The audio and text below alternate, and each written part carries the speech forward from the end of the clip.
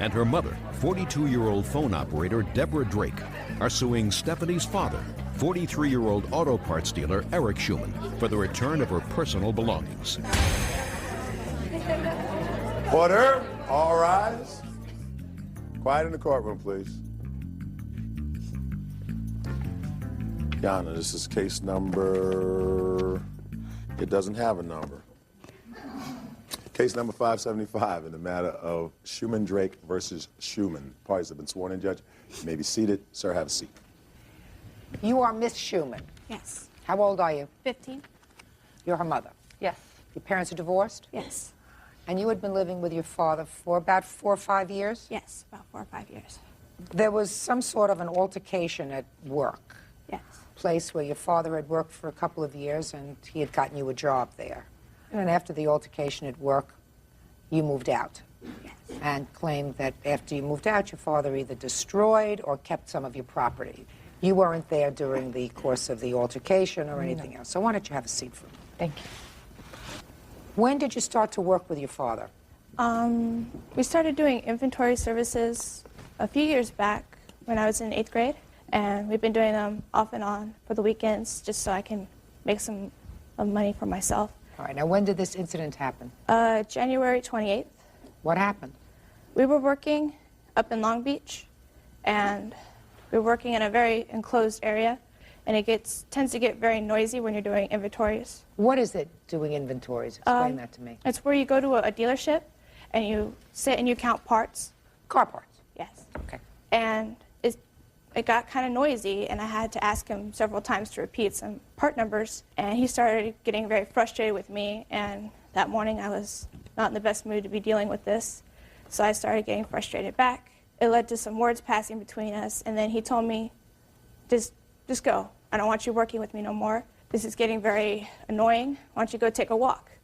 And I told him, look, I just want to continue working. I don't want to have a big deal with this. I don't want to have an argument. Please, let's just keep working. He told me, no, go take a walk. So I didn't want any trouble, so I just went and took a walk for about 30 minutes. And when I felt that I had cooled off enough and he had cooled off enough, we could handle working together, I went back into the dealership. I found where he was. I wanted to start working again, and he told me, no, I don't want you here for the rest of the day.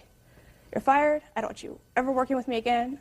I told him, please, this will be the last time we ever work together. He said, no, go take a walk the rest of the day. So I decided to go ahead and comply with this because I didn't want anything further embarrassing to happen. And I went and took a walk.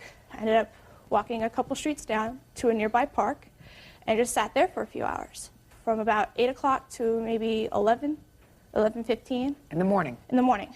And I returned to find that his car was no longer in the parking lot. He was no longer at the site. I talked to our boss, and he said he'd already left at 9 o'clock in the morning. Didn't say where he was going, didn't say if he would ever be back. So I went out in front of the dealership, and no sign of him whatsoever until maybe 12 o'clock in the afternoon when I was offered a ride home with a coworker whom I didn't know. And from then, I went to our house. Nobody was home. I didn't have my key, and so I decided just to walk the 1.5 miles to my mother's house and to deal with things from then. And we just decided that I should live there, and it was no longer going to work that I lived with my father. When did you go and get your property? That night, I went to go and get some useful stuff like clothing, things that I found to be very personal. Did you go with your mother? Yes, I went with my mother and my stepfather, and we made a call to the police for a keep the peace call so that nothing gets out of hand. So what is it that you claim your father has of yours? For Christmas this last year, I received a Fender bass guitar. So a guitar, what else? Some T-shirts, some leather pants, some of my stuffed animals that I wanted to keep because I have cherished over those. A snow globe I got for Christmas from my step-grandmother, some teddy bears that I received for Christmas. Okay, but mostly the guitar. Mostly the guitar and a VCR that he gave me.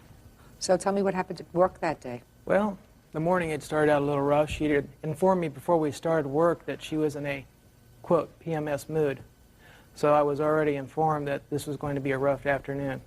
Her mood escalated through the course of the day, and the situation we were in, the work conditions we were in, were kind of difficult. She became frazzled by that, and it escalated from there to the point where she was using obscenities and such, and I knew at that point that we needed to change the situation, where I asked her to step away. She refused. It escalated. Finally, she did step away, but after she had stepped away, my boss came up and informed me I no longer was employed there, and I requested to leave post haste. So you got fired? Essentially. You no longer work for them? Actually, they just recently contacted me to ask me to return, and I have, as of this last weekend. So you were out of work for at least 2 months? Yes. What happened with your daughter's things? As of that evening, we had gone through, my fiance and I, her bedroom, which was an absolute pigsty, cleaned everything up, boxed everything, placed it out on the front stoop where they were informed to come and get it. As she has all those possessions, less the guitar, a TV, I know nothing of a VCR, and some other items I can't release to her. Why can't you release them to her? One is a cell phone that I am financially responsible for. The other one is a handgun that we go target shooting on occasion. And unfortunately, she cannot have possession of that due to the fact she's living with her stepfather is an ex-convict. You don't give a 15-year-old Right. handgun anyway. You have a guitar. Yes.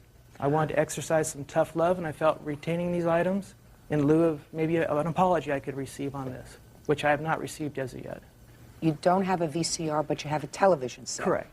Was that television set a gift to your daughter? Also. You didn't mention that. I don't really want the TV set back because at my mother's house, I get to stay in my brother's room, and they had already a TV set in there, and I didn't find it necessary to have 2 TV sets. And you know nothing about a VCR? No, ma'am. Your Honor, I received that VCR because he had bought a new VCR, and he told me that this one is no good and that it'd be better than throwing it out if I took it and used it in my room. I stand corrected. So there is a VCR there someplace? Non-functional, but there is a VCR. Okay, so she wants the guitar and the VCR. You have any more of her stuffed animals? Not that I'm aware of. There are some Christmas items she's welcome to, yes. Okay. So what your father wants, Ms. Schumann, really, is an apology. When you went to live with your father, you were 10? Yes, I was about 10 years old. Was that a court order? Or was that an arrangement between your parents? I Or you think it don't was remember? an arrangement because I felt it'd be best that since my mother was leaving the house, that me and my brother be split up, so that'd be less problem for her, i.e. me and my brother not fighting so much. How And old is your brother? He's 17 right now. Gotcha. I'm here to, other than these items which your dad's going to give you back, to make things better. Okay. From the time you were 10 years old, did he take reasonable care of you? Physically, Be honest. yes, but Yeah. emotionally, not really. He may not be perfect. Did he try? I felt that he didn't try very hard Didn't- when it comes to day-to-day living. Maybe he didn't have the capacity. All That's right? what I felt too. Maybe. But teenage kids are sometimes difficult. I agree. Right? Yes. Had some of those. Bert's had some of those. Are you happy living with your mother now for a while? I'm quite happy living over there. Real cases, real people. Judge Judy. 15-year-old Stephanie Schumann says after a fight with her father, Eric Schumann, he kicked her out of the house and kept her belongings. Now, your father doesn't intend to keep these things from you. What he intended to do was he wanted you to say, I'm sorry for causing you so much difficulty. You were in a bad mood. I got fired. I was off work for 2 months because of what happened. At least say sorry. I understand that. And I also feel that, I don't want to seem like, a stuck-up child, but I feel that I should receive an apology for being abandoned in Long Beach. Yeah, that with- probably wasn't the right thing to do. Sometimes parents aren't perfect. I'll tell you a story. When one of my children came home from college, their first year, I went and picked them up at the bus station. He got off the bus, and I noticed something glimmering in his ear. I said, oh, that's interesting. Take it out. This was a long time ago. I've softened up a little bit since. As long as it's not sticking on the end of his nose, I'm happy. But then, I said, what is that thing hanging out of your ear? Oh, told me pretty much, get a life. So I said to him, you and your friend may get into the car. The earring cannot. So he thought I was joking. I attempted to get into the car, and I left. I left him at the bus station. And he managed to find his way home. Sure, he said, how could you dare do that? Leave me at the bus station. I said, I won't, I'm here picking you up. I travel. Get the earring out of your ear. So he came home and spent the Thanksgiving holiday, and he went back, and I drove him back to the bus station. and as soon as he got into the bus, put it back in his ear. But I did abandon him at the bus station. Now, does that mean I maybe could have handled it a little bit differently? Absolutely. But he knew I loved him. Sometimes parents are not perfect and they don't handle things perfectly. That doesn't mean you're supposed to stay angry at your father forever. He certainly doesn't want to be angry at you. No. Right? Yeah. He doesn't want it. So give him a hug. Yeah. Okay. Very good. And Okay. I wasn't angry at him. I did, in fact, make an effort to get a hold of him after, what, a month? Approximately. About a month, to inform him, you know, since moving out, I have picked up with my life, and I'm very proud of her. like I'm in the drama. I'm going to be in the drama play. I'm in the show choir. I'm in the choir at our school. I'm in the band at our school, and I'm taking more responsibility with my life. And I just wanted to share that with him. Okay. So you'll make arrangements to get your guitar and the VCR. You take care of that within the next day or so? Certainly. Great. Thank you. All right, thank you. Parties are excused. You may step out. He wasn't exactly the perfect father, but he did try. We learn from our mistakes. Don't mouth off. It gets you nowhere. I'm so sorry for what's happened. I hope we can mend what, bonds we've broken and get our relationship back together. And now the next case. All parties in the matter of Smith versus Rogers. Step forward, please. 33-year-old convenience store manager Grace Smith is suing her former live-in boyfriend, 34-year-old foreman Bruce Rogers, for the cost of her braces. She claims he paid for the braces with money from their joint savings account. All right, this is a very convoluted and mysterious case since each of you is suing for the same thing, the cost of your braces. I'm going to try to piece together what I understand from these complaints, because they are rather strange. The two of you lived together with your children for several years. According to you, Miss Smith, there came a time when you wanted to have braces put on your teeth to straighten your teeth, make your smile better. The braces were about $3,300. You say that the defendant went to the orthodontist and surprised you, came home and gave you a paid receipt saying, I paid for your braces, and you believed that was a gift. Within a year of that, you separated. At the time of the separation, the defendant, according to you, had $8,000 in his savings account. But it was clear that you had also put in money into his savings account over the years that you lived together. So far, is that correct? Yes, ma'am. The defendant wrote you a check for $4,000, saying this was our savings account. You put in money, I put in money, here's half of the savings account. You say that he had, in addition to the savings account, money coming in from a job that he was doing, $6,000. And you feel as if you would be entitled to half of that as well. So far, correct? So far, yeah. And he says, I'm not giving you any money from work that I did already. I paid for your braces. Or, just don't have any right to that money. So you want the money back for the braces, which he already paid for. You understand that? You're the judge. I know. Mr. Rogers is suing for the cost of the braces. $3,300, since he says he's not going to have a chance to see that smile because you don't look it together. Is that your claim? Yes, ma'am. All right, Miss Smith, would you tell me why you believe that you would be entitled to any part of the $6,000 that Mr. Rogers had coming in from a job? Okay, I put, over the 2 years that we were together, I put over $10,000 in the savings account. First year, we took $5,000. I put $5,000. He put $5,000 on the house. The rest of the money stayed in a savings account. The second year, I put another $4,600 in there. $4,000 of it he gave me back. There was another $6,000 that I have no account for. That's the reason I asked him, I said, what about the $3,000 that's coming in? Well, you're wearing your braces out the door. I'll never get to see you smile, so there's your $3,000. During the time we was together, I was taking our children and getting their teeth fixed. We started talking about it. I said, I don't like the gap in my teeth. I said, I never smiled. Well, he said, well, you go check on it, see how much it costs and everything. Let me know, and I'll go pay for it. So I did. If I didn't have the money to go pay for it, so I went and checked on it. Well, you did. It came out of your savings account. And so he Just a second. Ms. Rogers, where did you think he got the $3,300 from to pay your braces? from the savings account Of course. for where we both put money in. I understand that. But you knew he was taking the money out of the savings account. over the years that you were together, didn't you purchase anything that came out of that savings account? I never touched a savings account. Well, you never touched it, but it was used for purchases of things. Didn't you purchase things, go on vacation, do things? Yes, yes, we did. Of course you did. I mean, you don't expect any court to go over your finances for the last 2 years and figure out where each dollar went that was in that savings account. No, no, ma'am. Of course not. So you got braces. Braces were $300, $400. There's your money. He gave you $4. You got your braces. That's $7,300 or $7,400. And you say you put in 10 altogether, and in the course of 2 years, maybe you spent a couple of $1,000s on something, the two of you. Going away on vacations. Did you ever go away on vacations together? Yes? Yes, ma'am. Who paid for the vacations? We both did. From what? From saving.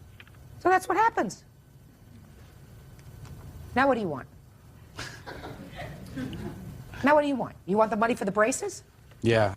Why do you think you're entitled to the money back for the braces? Well, when she brought home the payment plan from the orthodontist, we sat down, we went over it. She went to the dentist. He referred her to the orthodontist, which the dentist wrote a letter stating that. And she went, the orthodontist seen what they could do for her, gave her a payment plan, and by paying all at one time, we could save anywhere between $300 to $600, depending on what payment plan we did, if we paid it all at once. So I agreed that we would pay it all at once. Well, I also made the statement that she would have to help rebuild the savings because it took a lot out of the savings at the time. And it wasn't 2 months after I paid for the braces she left. Consider it like going away on a vacation, Mr. Rogers. You went away on a vacation, only this vacation she's going to have nice teeth. You can't get either one of them back. You decided to pay it all at one time. You decided, right? Yeah, well, we made the agreement, yes. No. You decided. I don't think she made any kind of decision at all. You decided to go to the dentist. You wanted to save some money. You paid it all at one time, right? Yes, Your Honor. Okay. Now, if you had paid it in installments, then she would have been responsible. I wished I'd have done that. Right. Well, hindsight is 20/20. Did you ever hear that statement? So you've got your $6,000 that you had coming in from the job when you separated. That's yours. She's got the braces. Consider it you paid for them out of your savings. Right? Yes, ma'am. Good. Goodbye. Parties are excused. You may step out. I think he should have gave me half of my money because I worked hard for my money just like he A did. nightclub. Valerie says Billy punched her in the mouth, chipping her teeth and dislocating her jaw. Order. All rise. Now, this is case number 4 on the calendar in the matter of Brookhart versus Robinson. Thank you. Parties have been sworn in, Judge. You may be seated. Have seats. All right, I have a claim, an answer, and a countersuit. And each of you claims that the other caused you injury during an assault that took place outside of a nightclub. Ms. Brookhart, when did this assault happen? On February 2nd, Your Honor. What time did it happen? Approximately 2:30 in the morning. Where were you? We were exiting the nightclub. The club had closed, and we Who all were you kind of. I was with my Christina Moore, one of my witnesses. This one closest to me, and we were leaving the nightclub. The club closed. We were all leaving at the same time. Christina and his witness Michelle had some words in the bathroom. As we walked out of the club, it kind of escalated into yelling. At that time, Michelle swung at Chrissy. It had been snowing. Christina slipped and fell. Okay. You saw all this. This is the things Oh, yeah. that you saw. Okay. Stop shaking your head. You'll have a chance to speak. So this young lady swung at your friend. She didn't connect, No. and your friend slipped and fell. Yes. Okay. What happened next? At that time, Michelle came over. Chrissy kind of stood up, and the two of them just went to town on each other. So the two of them started to fight. Yes. And who else was outside? Billy and a friend of theirs from Cincinnati. Go ahead. At that time, when I saw my friend was getting beat up, I stuck my arm out and I said, okay, whoa, you know, this is enough. The defendant grabbed my arm and flung it and told me to stay the F out of it. So then he started hitting me with his chest. And, What do you mean hitting you with his chest? He kind of came up to me and started bumping his chest up against me, you know, telling me to stay out of it. Okay. He said, what are you going to do? What are you going to do? You ain't got nothing. And I said, what are you trying to do? I said, are you trying to fight with a girl? And he's like, what? And I said, I'm a registered nurse. I take care of people for a living. I'm a woman, you're a man, and I'm not going to fight with you. he just persisted to hit me with his chest and push me. I kind of pushed him back and stepped back away from him. And he kept yelling at me and talking trash, basically. Finally, I said, "You can't hit a girl." And he said, "I'll have to show you I can't hit a girl." And he just wham, wham, and hit me, busted my lip in 3 different places. He came up in front of me then and started going like this, as if I was going to hit him back, like I'm stupid and I want to get hit again. At that time, I turned around. My face was numb. I'd never been hit before. My face was numb. I turned around to feel and see if my teeth were still there. He chipped 2 of my teeth. Then, as I turned back around, Michelle got off of Christina. They were on the floor wrestling on the ground. Yes. She got off. Kicked Chrissy in the back of her neck. At that time, Billy came over, kicked Chrissy in the back of her neck, jumped on her, and started beating her. I looked at Michelle. We kind of made eye contact, and I said, "Michelle, get him off of her. Get him off of her."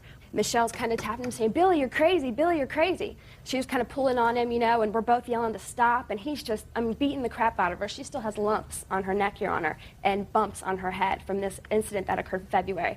At that time, I reached down and grabbed his collar, and I said, "Get off of my friend." He stood up, turned around, swung, and just made contact right here and dislocated the left side of my jaw. Shh.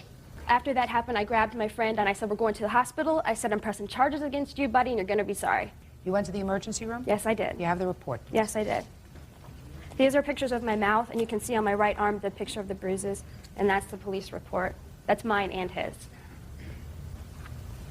Did you press charges against him? Oh, I tried to, Your Honor, and they said that because it was a cross complaint, because I think he was smart enough to know if I was pressing charges against him that he'd better do something so he didn't get in trouble. So he also filed a report stating that I guess I attacked him, and so the charges were dropped because it was considered a cross complaint.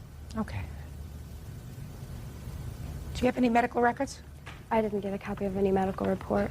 They basically just told me that my jaw wasn't broken, that it was dislocated, and that it popped back in on its own. They usually write that down in a report, madam. Yeah, I didn't get a Doesn't copy. necessarily mean that you always get a copy of the report, but I'm telling you for the future, it's a good thing to have if you ever go to court. Okay. Okay, Mr. Robinson, now I'll hear your version of the events, please. Okay. On February 2nd, we were at the club, like she said, and we were leaving. And the altercation started in the restroom with Christina and Michelle. And I told Michelle to let's go, you know, just to not even bother with arguing with them. They proceeded, both of them, Ms. Burkhart and Ms. Moore, followed us out to the parking lot. So when we were standing out there, Christina starts making comments about Michelle's mother, and Michelle had asked her to stop making those comments. As we walked, they kept walking, pushing up beside us. Who's they? Valerie and Christina kept pushing up beside us. Finally, Michelle turned around and was like, "I've had it, Chrissy. Stop with your comments." Chrissy punched her. She punched her in the face. She made the first hit. And then after she hit her, I stepped between them and I put my hands like this to both of them and said, "Stop, guys. You guys are going to go to jail." They had been drinking. I think she had had a couple of beers. And I was like, "You both are going to go to jail. Stop." You hadn't had anything to drink? I hadn't drank. I have seizures. I can't drink on the medication. Oh. Anyway, after I had stepped in the middle, Chrissy then proceeded to hit me in the left side of my head, right here, around my temple. And upon that, I shoved her backwards and told her to get away from me. And when I did so, Miss Burkhart grabbed me by the collar of my fleece, which I have here. And she started punching me in the back of my head, yanking me. And she pulled me so hard that she ripped the collar off of it. And after her hitting me about 3 or 4 times, I was like, "Stop hitting me," trying to get away from her, pull away from her. And I did grab her arm, trying to get her off of me, and she would not let go. I did hit her after she had ripped and hit me in the back of the head, trying to get her off, and she still would not let me go. Where did you hit her? I hit her right here. In the mouth? Yes, I hit her there. Go ahead. And after I'd hit her, she still wouldn't let me go. And there was at one point in the fight that both of them were on me. They kicked me in the back of the head. I do have medical reports from the doctor where I was treated. I went into seizures and was taken by ambulance to the emergency room. Let me see your report.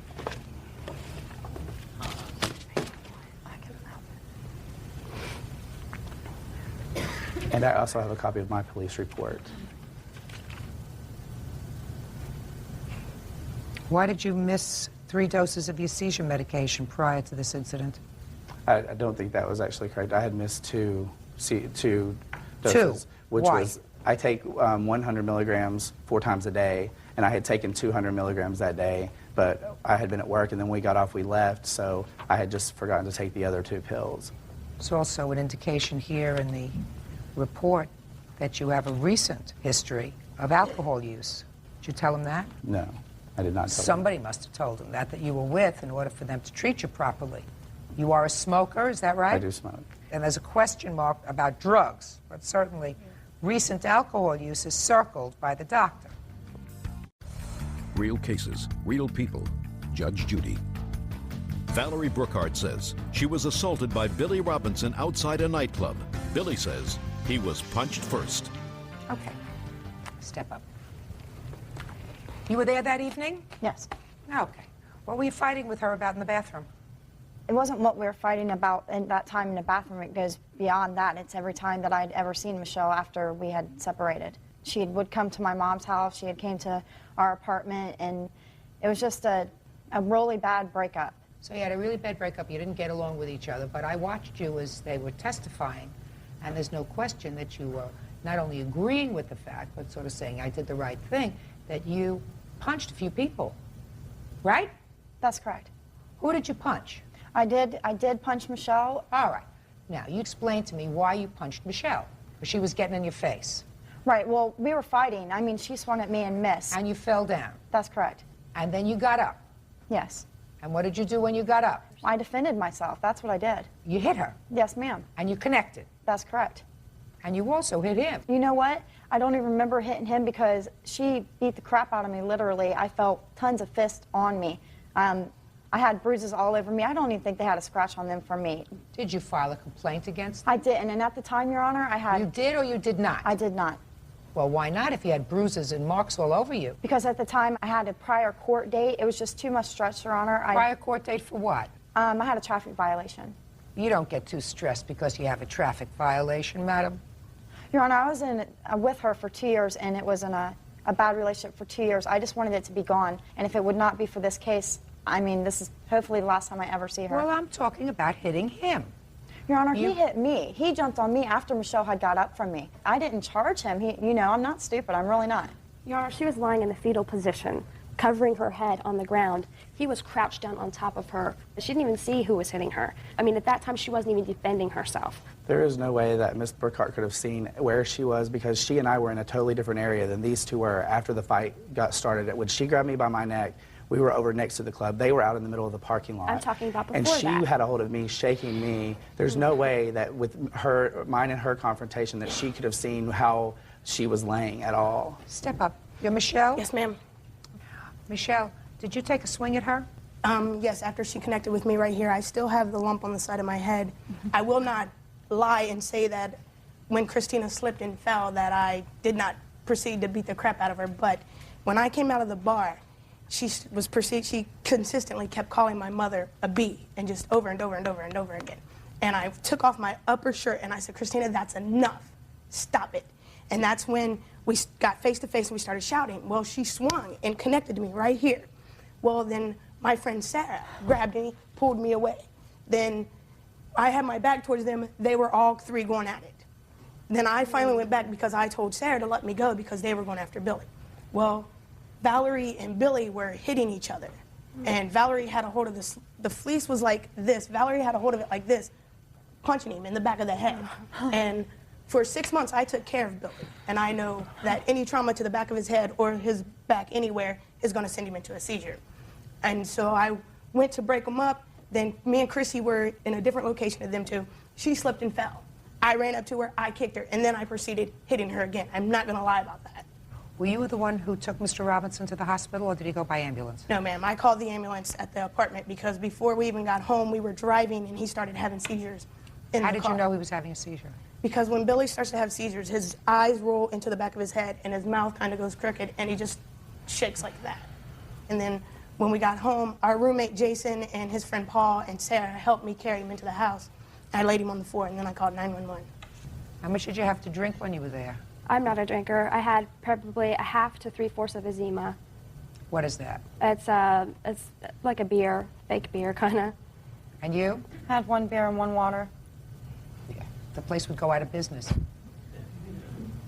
Well, I must tell you, Miss Brookhart, his injuries seem a lot more serious than yours.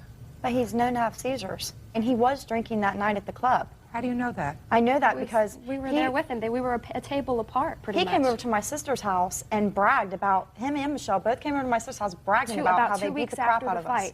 That's why she's here. Step up. Sit down. Tell me your name. Vanessa Horsley.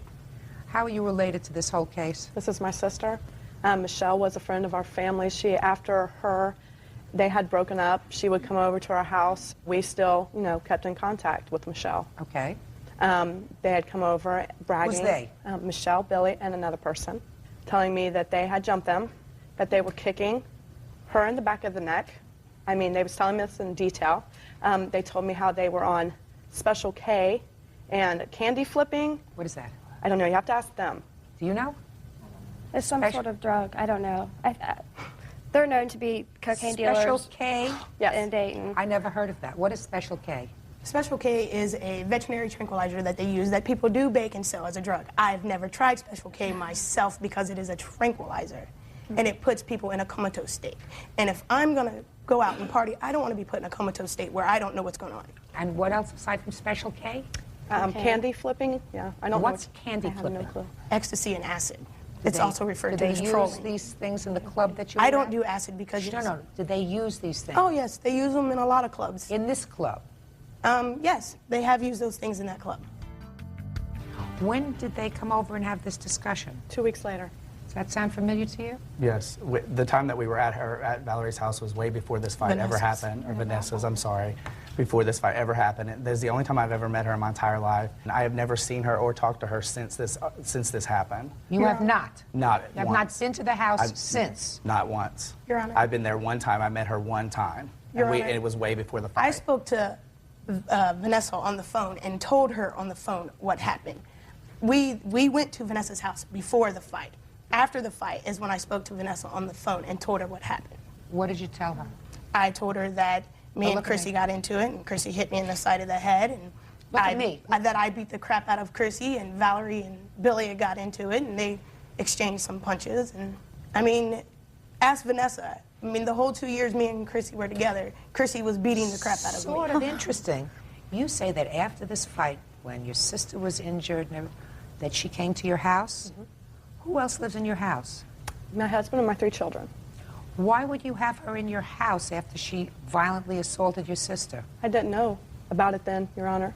You mean they'd come over to tell me about it. I mean, they'd come over. You mean you have no contact with your sister? I lived in Cedarville and I had no phone, so anyone that wanted to make contact with me would come to my home. You mean they just came totally unannounced? Yes, ma'am. Why would these 2 people gratuitously make the trip to your house and proceed to confess to the commission of a double assault? I'm not sure, Your Honor. I'm not sure either. I'm not sure if I believe you. How's that? Just doesn't make sense. Now you can all sit down, except you. Do you both believe that you behaved irresponsibly that evening? No. I believe that the situation could have been dealt with differently, yes. You don't think so? No, because I didn't start a fight with anybody. I was just standing there watching my friend get beat up. And when I tried to stop the fight, you did, in fact, pull him on the back of his shirt and put your hands on him. Yes, I did, after he busted my lip. After he hit me twice in the face, like you see in that picture. Well, how did you get behind him in order to grab the back of his shirt after he punched you in the lip? Just like I said before, Your Honor, the 2 girls were fighting. The one girl got off of her. Billy had already hit me in the mouth at this point. I don't believe that, Miss Brookhart.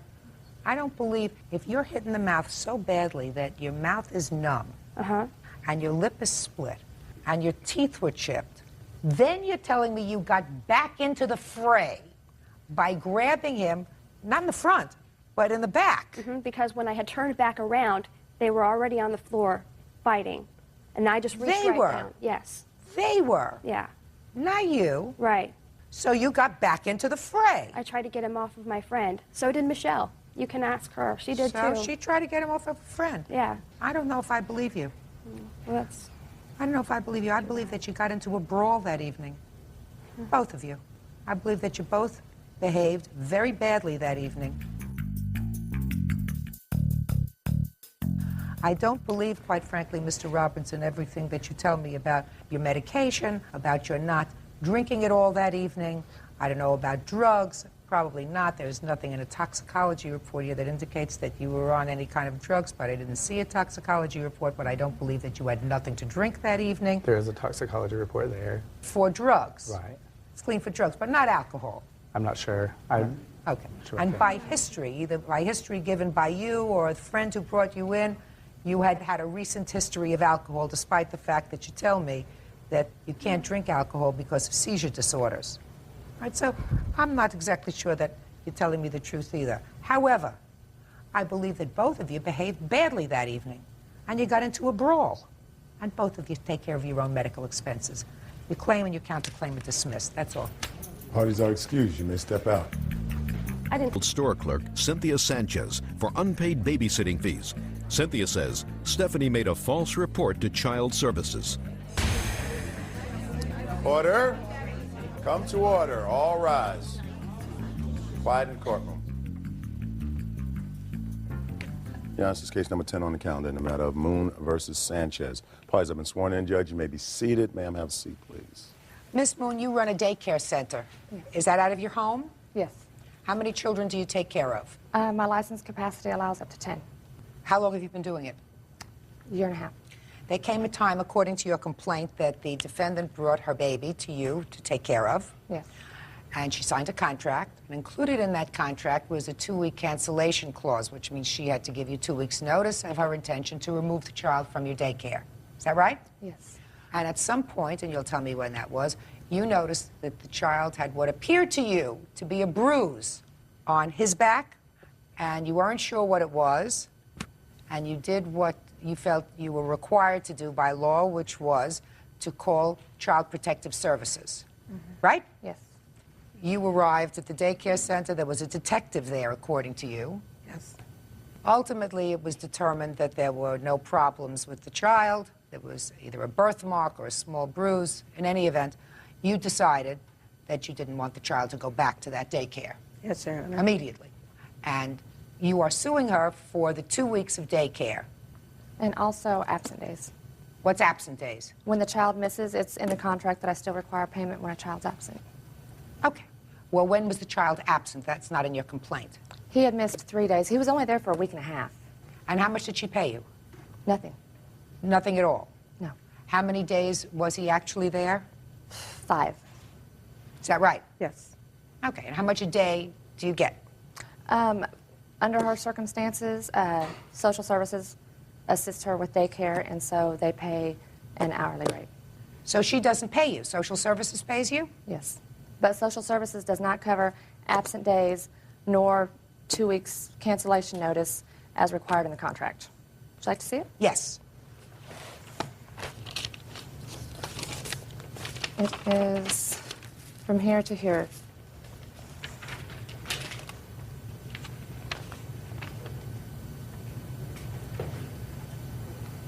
All right. I have a couple of questions to ask you. How many children did you have at the time that Miss Sanchez brought her son into your daycare? That's been some time ago. I really couldn't recall off the top of my head. Well, when was it? It was in January. I'm assuming probably 5 or 6 because my license capacity includes my children, and they go to school all day. So you don't know how many children you had in January? No. How many children do you have now? 7, plus my 3. How many children did you have last month? It varies. What do you mean it varies? Well, last month I had some children go on vacation. I had a child move to Wichita. I mean, there's circumstances to where your How many were enrolled in your school last month? I don't care whether they were on vacation. How many were enrolled? Like I said, I don't know. Okay. How many people... I didn't see that pertained to the case, so I didn't bring that information. What does the amount of children enrolled in my daycare have to do with her son having bruises? Shh, shh. Ed, I don't want to hear anything from you. Miss Moon, when you go to a court and you have a trial, one of the things that you do is you answer the questions posed to you by either the judge or a lawyer, because sometimes information that may not seem to be relevant to you is relevant to the person who is required to make a fact-finding determination. In this case, that's me. So I believe it is relevant how many children you had last month enrolled in your school. And as far as I'm concerned, and have my records looked up? Oh, no, absolutely not. The fact that you as a daycare provider with a limited number of children have no independent memory of how many children were in your school last month, I'm not talking about a year ago or in January, is a relevant piece of information Which to week me. would you I like? will move on with my next question. Now, under what circumstances do you say you noticed these bruises? He was complaining about his back hurting. And I have the witness here. She was one of my daycare mothers that was there picking up her child when he was complaining about it. And I lifted up his shirt and looked, and she is sitting across the room, and she was shocked by it. Okay, so step up, please. I'd like to hear from you. Well, I had arrived to pick up my daughter when I got off work, and the boy was complaining that his back was hurting. And Stephanie went over there and lifted up the back of his shirt. This was, just a second, this was then at the end of the day.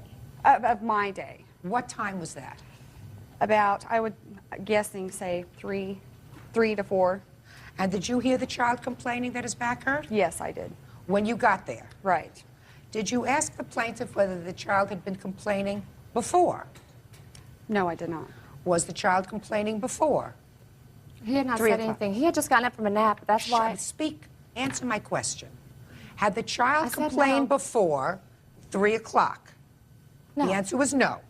What time had Miss Sanchez's child come to your daycare that morning? 12:30. Is that right? Yes. So the child was there for approximately 2.5 hours, and the first complaint that you heard from the child was at 3 o'clock in the afternoon. Is that right? Yes. Had the child been there the day before? No, he was absent that day. Is that correct? Yes. What was the reason the child was absent that day? I had a doctor appointment, and I was gone pretty much most of the day. A doctor's appointment for yourself or for the child? For myself. I was pregnant at the time. You went with the child? Yes, the child went with me. How old is he? He is now 4 years old. How old was he when he was at the daycare center? 3 years. 3 years and like 10 months. Now, when you picked up the child's shirt, I assume you did? Yes. What did you see? Bruises. Tell what me about the appeared bruises. to us to be bruises. Are they size of a small fist? Were they circular? Were they They were black and blue? Well, the social services described them as No, finger I don't want to hear what bruises, social services. And They- so about the size of your finger. That Finger- would be. Tip. Tell me what you observed. I would say that it looked like fingertip bruises also. It was on the ribs. And I thought that I had saw them on both sides, but the SRS findings said that they did not. I don't care what the SRS Well, I findings thought said. that I had saw them on both sides. Okay. Now let me ask you a question about these bruises. Were they red or black and blue? They were dark. They were like a darker bruise. Like they had been there for a couple of days at least. Real cases, real people. Judge Judy.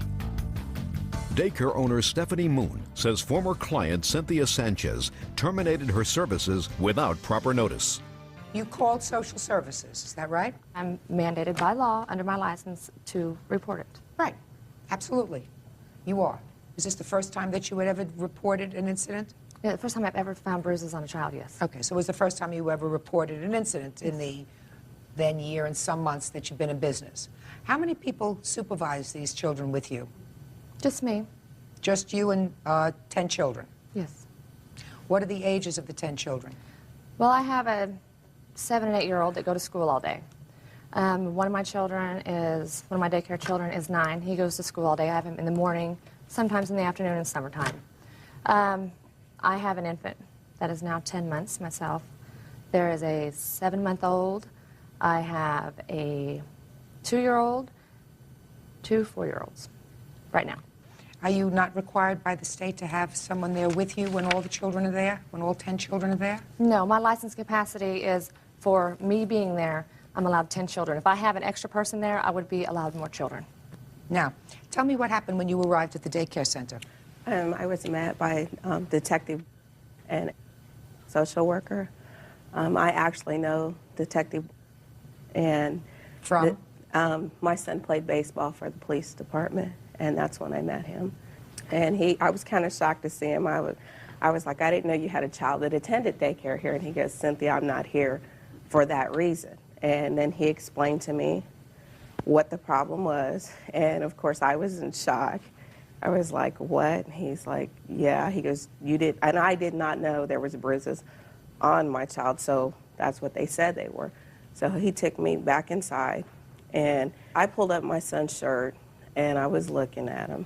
And I asked my son right in front of the detective and the social worker, they were standing right there, you know, what happened? I said, what happened? And he made the statement that he had fell off of his bike.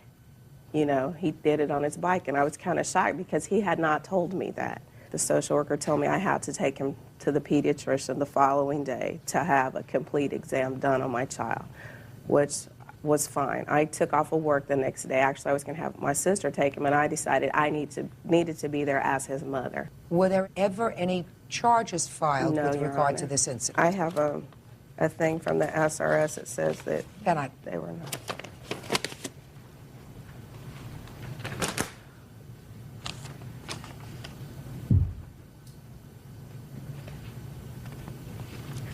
All right, social services found the report to be unsubstantiated. Okay. Now, at what point did you decide not to send your child back to the daycare? The day I had took him to the doctor, she was kind of shocked at the allegations. She had seen my child since he was like 3 months of age, and I was really upset about it because I don't even hit my children. I don't hit them, and I felt like she didn't know me well enough to come to that allegation that I had abused my child. You know, kids are kids. Okay, Ms. Can I Sanchez, say something, let me please? stop you right there, please. Ms. Moon did not make that determination. What Ms. Moon did was look at your child, and there was somebody else there, and they saw what they believed to be marks on him. Right. She is a mandated reporting source. She is required by law, if she suspects child abuse or neglect, to put in a call. That being said, I do not believe that you are required, under the circumstances, to give her 2 weeks' notice, because I can understand that there would be, under these circumstances, animosity. May I say something? Sure. Daycares have these contracts for several reasons. One, financial stability, because you got to have a profitable business to stay open. So if you're saying, oh, well, the mother gets mad at me because I had to call social services to inspect something. I'll give it to you both ways. And the parent doesn't have to pay 2 weeks severance, so I'll give it to you. I'll give it to you 2 ways, madam. First of all, I've looked at your contract very carefully. Contract is something I know. You say in your contract, if you find yourself no longer in need of my services, I require 2 weeks' notice prior to termination. If you want the parents to pay for those 2 weeks, you have to put that in your contract. Here was one other case that I've won. You won other cases where people terminated? Yeah. Oh, I'd like to see it. Why people terminated you, for all these people terminated you without giving you 2 weeks' notice. I mean, I can understand it. Oh, geez, I that's can a lot. understand it. That's all the same case. It is one file for you. To see that in our state, we are allowed our 2 weeks severance pay, because if you were fired from your job, would you not expect unemployment? I want to tell you something, madam. If I lived in your state that permitted a single person to have 10 children in their home without any support services, without at least 2 other providers in the home. I don't even have 10 children I'm at one speaking! time. So? Case is dismissed. Have my papers, please. Step out. I've had one other case, and I was granted my severance pay. I feel like it went in my favor. As you see, she's hostile anyway, and I'm glad I didn't keep my son in her care. And now the next case. All parties in the matter of Balarjan versus Venetian, step forward, please. 22-year-old production control assistant Elisa Balarjan is suing her former friend, 21-year-old customer service rep Thomas Van Eschen, for the cost of a trip to Arizona to attend a NASCAR race. Ms. Balarjan, according to your complaint, you, the defendant, and I think one other person, decided to take a little vacation trip, a little road trip. And the agreement was that you would split expenses. The defendant didn't have the money that was necessary. You agreed to advance certain monies to him for the trip. So far correct? Yep. And then there also came a time when you were on the trip, sir, that you lost your wallet. Yes. And so that they were advancing you money. Yeah, but at the same time, I had money every time. According to your answer, there came a time when you lost your wallet. Shall I read you what you wrote? I know what I wrote. And they were advancing you some money. Okay. Isn't that what you wrote? It is. All right. I gather that the amount of money that was advanced is not the issue. The issue is that all 3 of you stayed at your grandfather's house for some part of the trip for free, and You should be credited in that amount so that that would vitiate the debt. That is correct, yes. Okay. So what was his third of the trip? What he still owes me, Your Honor. No, I didn't ask you that. His third of the trip would be $690.67. And he paid you $150 after the trip was over, and another $100 before you went on the trip. So far, is that correct? Yes. Leaving $440. I don't think I should owe any. I mean, No. the fact. I understand you don't think you should owe any, but the reason you don't feel as if you should owe any is not because of the amount, but because your grandfather put you all up for free. Right, correct, yes. All right. When did you decide to stay at his grandfather's? I had actually made reservations for a hotel before we had went down there. Mr. Vaneshan had offered us a place to stay at his grandfather's house, free of charge. What did he say to you? Do you remember what you said? No, I don't. I don't remember. I don't think I even said that. I mean, after we lost my wallet, I was just like, okay, we can stay at my grandfather's house. We were already staying at my grandfather's house the first night, and it's just the fact that they got all the room free, they got food free, phone bill. I haven't gotten to that yet, sir. So he said we can stay at my grandfather's for free. Does that sound right? I don't remember saying we could stay there for free, but yeah, sure. I mean, Well, did you ever discuss how much it would cost to stay at your We did grandfather's not. house? You did not? no, How many nights did you stay at your grandfather's house? 5 nights.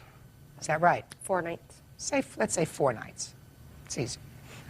And did you have any meals there? We had 3 meals, Your Honor. In total, or 3 meals a day? 3 meals for the entire week. Did you use his phone? No, I did not. Anybody else use the phone? Not that I am aware of, no. You know anything different? Did you ever get a bill from your grandfather for No, long I couldn't distance get the bill calls? from. I could not get the bill from the company. So No, did you ever get a... Pay attention. I said, did you ever get a bill from your grandfather? I did For not. long distance... Try it again. I'm going to try it again. Okay.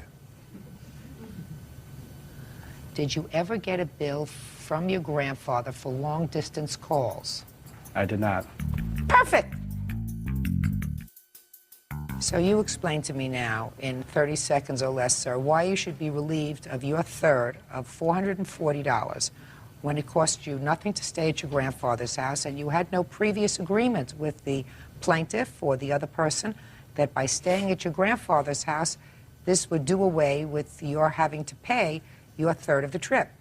Well, obviously, I shouldn't have to pay because he's part of my family, but I think they should have to pay. They would have had to pay the cost of a hotel for 2 people. They would have had to pay to go out to eat every day, and then they ran up his phone bill, which I didn't get the bill. But I mean, I have a affidavit here that was notarized from my mother. If you want, I can give you her work number if you want to call her. I mean, she couldn't make it here. She's at work. And It says what? basically that she came over to my mother's house asking my mother to pay for me. She goes, yeah, he owes me money. Can you pay for him? And my mom's like, well, then sat down and talked to her about it, or stood at the door and talked to her about it. She's like, yeah, I will send your grandfather some money to cover that. And he never received a thing. If she agreed to pay your grandfather for something and she didn't do it, which I doubt, that's between her and your grandfather. It's not between her and you. You had an agreement with her. Your agreement was you were going to split the cost of this trip 3 ways. Pay it! Judgment for the plaintiff, $440, that's all. Parties are excused. You may step out. And 40-year-old basketball coach Darius Foster for punching him after a junior league basketball game. Order. All rise.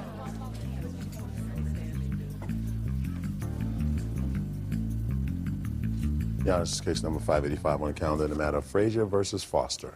Thank you. Parties have been sworn in. Judge, you may be seated. Folks, have seats, please. Mr. Frazier, you were refereeing a basketball game. The defendant was the coach of one of the teams, Yes, it was. and it is your claim that the defendant, after the game, assaulted you. Yes, he did. Had you known him before this particular game? Well, he's actually also a referee, and we had worked together prior to that, but we know each other cordially. When did this happen, sir? March 13th. And what kind of basketball game was This it? was a Boys and Girls Club, 14-year-old, I believe, 14-year-old basketball game. Was it in the evening? Yes. Tell me what happened. What happened basically is during the course of the game was evenly matched. During the course of the game, 2 kids had gotten into an altercation. They weren't fighting, they just basically had nudged each other after the whistle. At that point in time, I ran to the 2 children to break up whatever might have happened between the 2 kids. Shortly thereafter, as soon as I broke the 2 kids up, I looked up. Mr. Foster had run onto the court. The rules clearly state, and I have a rule book here to verify that the coach is not allowed to run onto the court. Okay? The two kids were not fighting. I broke up the situation between the two children, and when I realized Mr. Foster was on the court, I motioned for him to go back to his seat and sit down. Did he do that? He did it. He complied. But regardless of that, the rule clearly stipulates, and I could not deviate from what is the rule. Don't tell me the rules state that he's not allowed to come out on the court. No, under no uncertain terms, unless a player is injured, unless I beckon him onto the court. I did not beckon him onto the court. No one was injured. It was a fight about to happen, which did not happen. I got you. So he came on the court.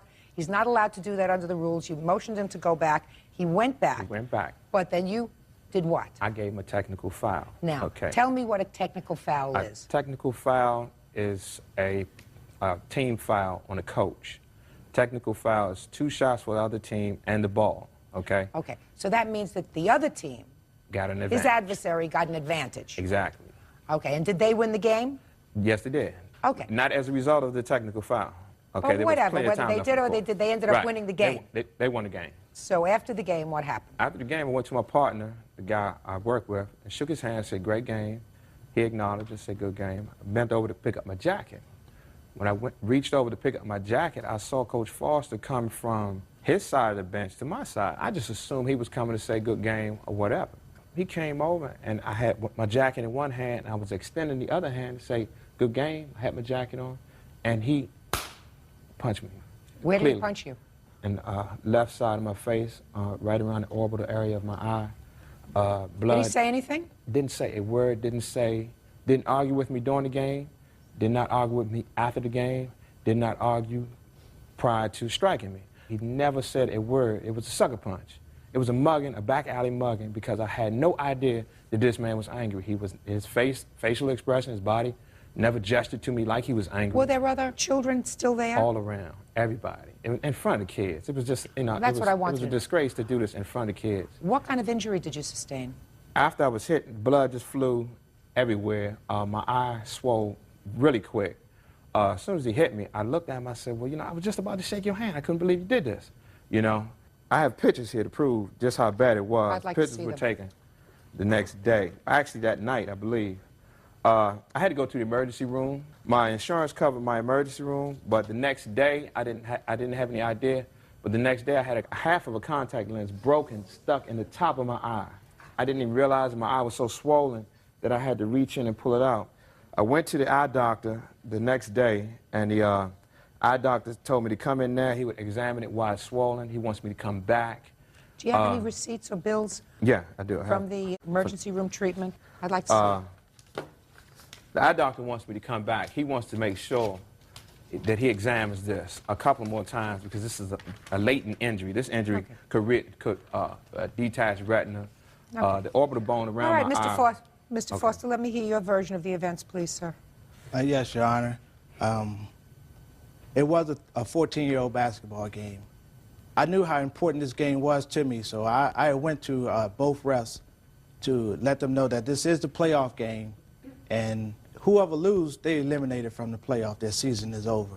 So I wanted a fair game, and because of previous games that I coached, they called a game against me. Do you do this for the enjoyment of it, or do you get paid as the coach? I love refereeing as well as coaching. Do you get paid as the coach? No, ma'am. It's volunteer. Okay. So you went to all the refs and you said, this is an important game to me. Right, because... Your Honor, he really emphasized to me. Because the kids have put a lot of time and I'm sure both teams put in a lot of time. Right, and so I wanted to make sure we had a good game, Well, during the course of the game, Mr. Frazier, in my opinion, he was calling a bad game. But I played through it because I knew I had a talented team and that we can overcome this because we have beat the team before. Your Honor, he also... I don't want you to interrupt. He didn't interrupt you. Okay. So as the game went on, it began to become aggressive. And the kids were starting to push and shove, and wasn't no fouls being called. So what had happened was, I think it was in the fourth quarter with approximately 3 minutes left in the game, the kids got into an altercation. They started pushing each other. And I was looking for the ref. Whether one ref had made a call, he called a foul on the other team. And then I was looking for the other ref. He was interacting with the parents on the sideline. So I just ran onto the court to break the fight up. It was a fight? Shh. I said don't interrupt. Go ahead. It wasn't a physical fight. The guy was on the ground. He elbowed my guy in the groin. My guy kneed him in the back. The guy on the ground, he jumped up and got in the guy's face. So I was like, hey, man, they about to fight. My instinct just ran on the court to break it up before it escalated. Well, I grabbed the guy from the other team. I escorted him to his bench, and I was explaining to him that this was too big of a game for that. I said, man, you need to just calm down, man, get yourself together before you get thrown out of the game. So I pat him on his back, walked him to his bench. I went and got my guy and did the same thing. I even went to take my guy out of the game so that he can calm down. After that, Mr. Frazier, he turned to me and said, I have to call a tech on you for leaving the floor. I was like, hey, man, I went to break up 2 kids from fighting. He like, but you came onto the court. Clearly, Your Honor, that is the rule. But I thought that was the rule. When kids act in unsportsmanlike conduct, that they should also be assessed a tech. If they would have gotten a tech, it would have resulted into no free throws made. The ball would have went to the alternating possession arrow. Whatever, don't complicate me with the rules of basketball. Okay, it would have went to the alternating possession arrow. Listen to me. I understand basically that if he hadn't called a technical foul just on you... Or me. Try receiving. Okay. If he hadn't called a technical foul just on you, but had called one on the other team too, it would have washed away both of them. Right. Is that right? Right, That's exactly, right. Your Honor. But he didn't. Right. Real cases, real people. Judge Judy. Basketball referee Otis Frazier says team coach Darius Foster sucker punched him after a game. Darius says he thought Otis was going to hit him first. Okay. So now you've got a technical foul because you ran out on the court and the game is over and your team loses. Right. Pick it up from there. Okay. My team lost by the margin of the tech. I was very angry, Your Honor. Although I didn't say anything to Mr. Frazier or nobody else, I was upset because I knew that I didn't know he was angry. I knew that our season was over. I was putting my balls in the bag, and Mr. Frazier was coming through the score table. So he was walking to me as if he wanted to shake my hand or whatever. And he said, man, good game. I'm sorry I had to make that call. I clearly say, man, you didn't have to make that call. You didn't have to make that call, and I pushed him. I was angry, I was frustrated, so I pushed him out of frustration. He backed up, took his jacket, and set it down. Then he turned to me as if he was going to retaliate from the push. And I don't know, later he said that he was coming to shake my hand. Don't tell me what he later said. Okay, I'm sorry, Your Honor. His hand came out to me, and I didn't know if he was coming as if he wanted to shake my hand again, or was he retaliating. So you punched him? Yeah, I protected myself, Your Honor. You did not. You acted in a very unsportsmanlike fashion, sir. You did not protect yourself. You used your hands first in a very unsportsmanlike way in front of other children, causing injury. Who are you? I'm his wife. I'm his witness. You're his witness to what? To the whole situation. He told me exactly his version of what happened. If I believe him, he's wrong. If I believe him, he's 150% wrong. He put his hands on somebody else in anger. It's 100% wrong. Not that I believe that that's the way it happened, because even he says in his answer that the plaintiff came over and extended his hand to say, good game. That's what he says. Right. That's what he says. And at that point, he put his hands on him. Wrong. Can't do that. But I don't necessarily believe that. I believe what happened just the way the plaintiff described, that he sucker punched him in the eye for no reason. He was not angry. He didn't lose the most important game. I mean, like $10 million is at stake in this game. You got to get your testosterone in check, sir. Judgment for the plaintiff and the amount requested, $5,000 for pain and suffering and injury. That's all. Parties are excused. You may step out. He kept coming after me, wanting to get back. Parents and coaches feel that they can just treat basketball officials any way they want. He kept swinging at me, missing, and I kept punching back to protect myself. I hope this sends a message to everybody that you won't be getting away with it. It definitely was more than I bargained for. And now the next case. All parties in the matter of Lopez Martinez versus Musada. Step forward, please. 25-year-old receptionist Laura Lopez and her boyfriend, 29-year-old engineering specialist Vince Martinez, are suing 45-year-old Venus Muzada. Laura claims Venus keyed her car in a parking lot. Who was driving that day? I was. Were you in the car that day? No. You are owner of the car? Yes. So you can have a seat. Thank you. This incident took place, allegedly, when the two of you had some sort of a misunderstanding when you were in your car over a parking space. Yes. When you were either backing out of a space, trying to get into a space, and you say that she got angry, got out and keyed your car. Yes. She says she was angry, but she never did that. Where did this happen? In the parking lot of my job. Is that the same place where you work? No. What were you doing there? I was there to make up my car payment in that building. Were you in a parking space that day? No, I was waiting for her, I'm assuming it was her husband, to back out, and I was going to take the parking spot. Who was in the car with you? My friend. It's not my husband, it's my friend. Who was driving? He was driving, I was the passenger. So what happened? I was coming back from lunch at 12:30 on February 16th. Noticed that he had his reverse lights on. I parked, waiting for him to back out so I could take the parking. He backed out, tried to come out. When he put it back into drive, he almost hit my car. When he passed by me... Did you park in front of him, or were you behind him waiting? No, we were actually facing each other. When he backed out, I was already here. So you weren't really giving him a lot of room? There's plenty of room. I have pictures of the parking lot to show Okay. that there's plenty of room. So he's backing out, and you're standing there waiting to pull into his spot? Yes. Go ahead. Puts it in drive, almost hits my car, pulls up, passes me. On the verge of passing me, we exchanged words. What kind of words? I called him an effing. Judge Judy continues in a moment. Go ahead. He passed me. I parked, got out of the car, got all my stuff, started walking out. They came in reverse. Her window was down. She asked me, what did I say? I said, you heard me. She said I was a stupid. I said, fine, kept on going. I thought they were leaving. They put the car back in drive. They drove away. When I turned around, I noticed that their car had turned. I went into my building, dropped off my purse, came back out to have a cigarette, noticed that they had turned around again, doing like a figure 8, parked directly behind my car, now blocking my car in. I went to the stairs, and I have pictures of the stairs to show where I was at. Noticed her get out of her car with her keys, went from the gas tank of the driver's side all the way up to the front fender.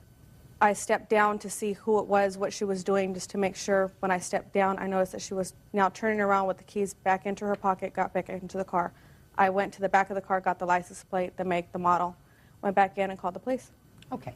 Now I'll hear you. Okay, we were at this building.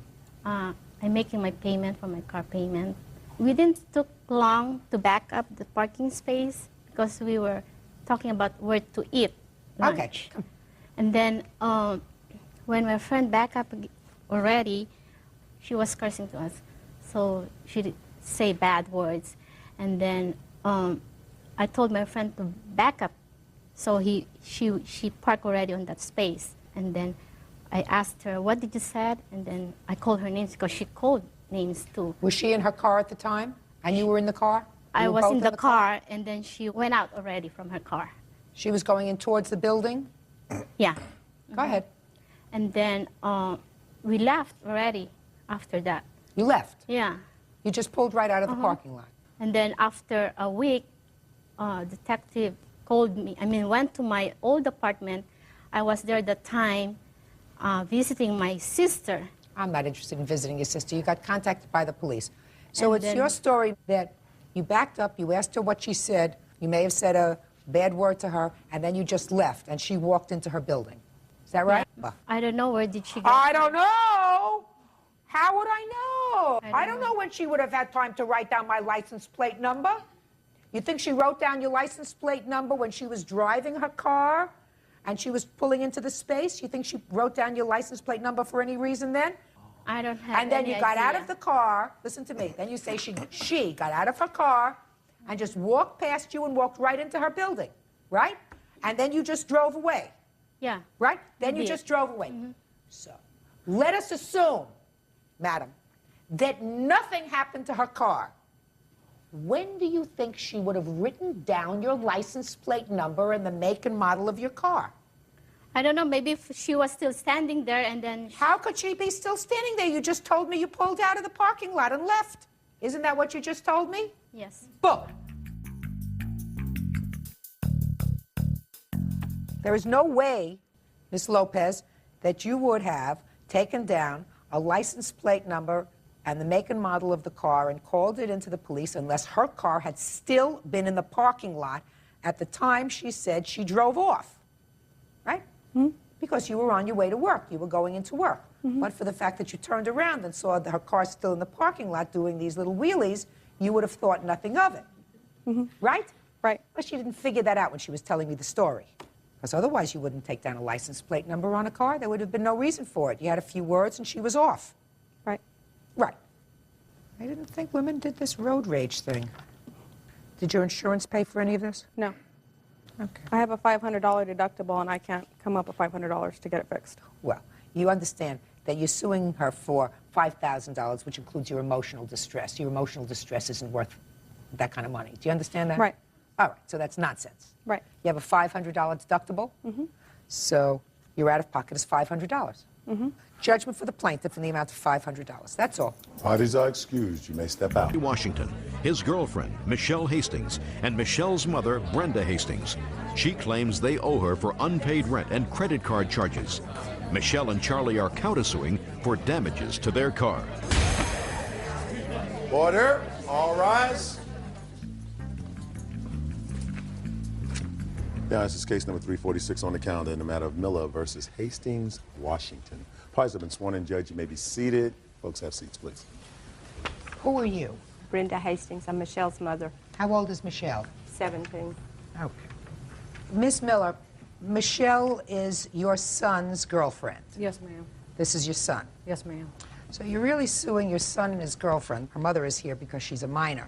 Yes, ma'am. It appears from what I've read that you decided to rent a house. You were Yes, separating from your husband or something like that. Yes, ma'am. And that your son and his girlfriend said that they wanted to come and live with you. You say that this didn't work out, but they owe you for back rent.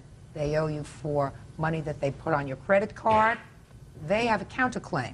And their counterclaim involves both of their cars, which they say that you took, you hid, and caused damage to. No, ma'am. So that's what the case is about. Very complicated. When did you decide to rent this house? About the second week of September. And what was the rent on the house? $575 a month. And what was your arrangement with your son and his girlfriend? I had planned on moving. My husband and I were just going to separate for a little while to work out some differences. There was a duplex that I had been waiting on that was around the corner from the house. My 15-year-old son had told Charlie here that we were moving, and Charlie indicated to him that he needed a place to go. He was tired of the stuff at Brenda's house. I had talked to Charlie. He had been living with you? Is that right? How old are you? 19. I had talked to Charlie and told him that was fine. There was no mention of Michelle at the time. That came up later with Charlie saying that she don't really act like she acts, but she'll act better when she's not around her mother. I thought about it for a while, and I said, well, we'll give it a try. And this is a lot of information that I really don't need. Okay. Well, I went up and asked the landlord, and the landlord said they were renting it. Oh, okay, fine. So you decided to rent it, and you decided to let the two of them move in with you. Right.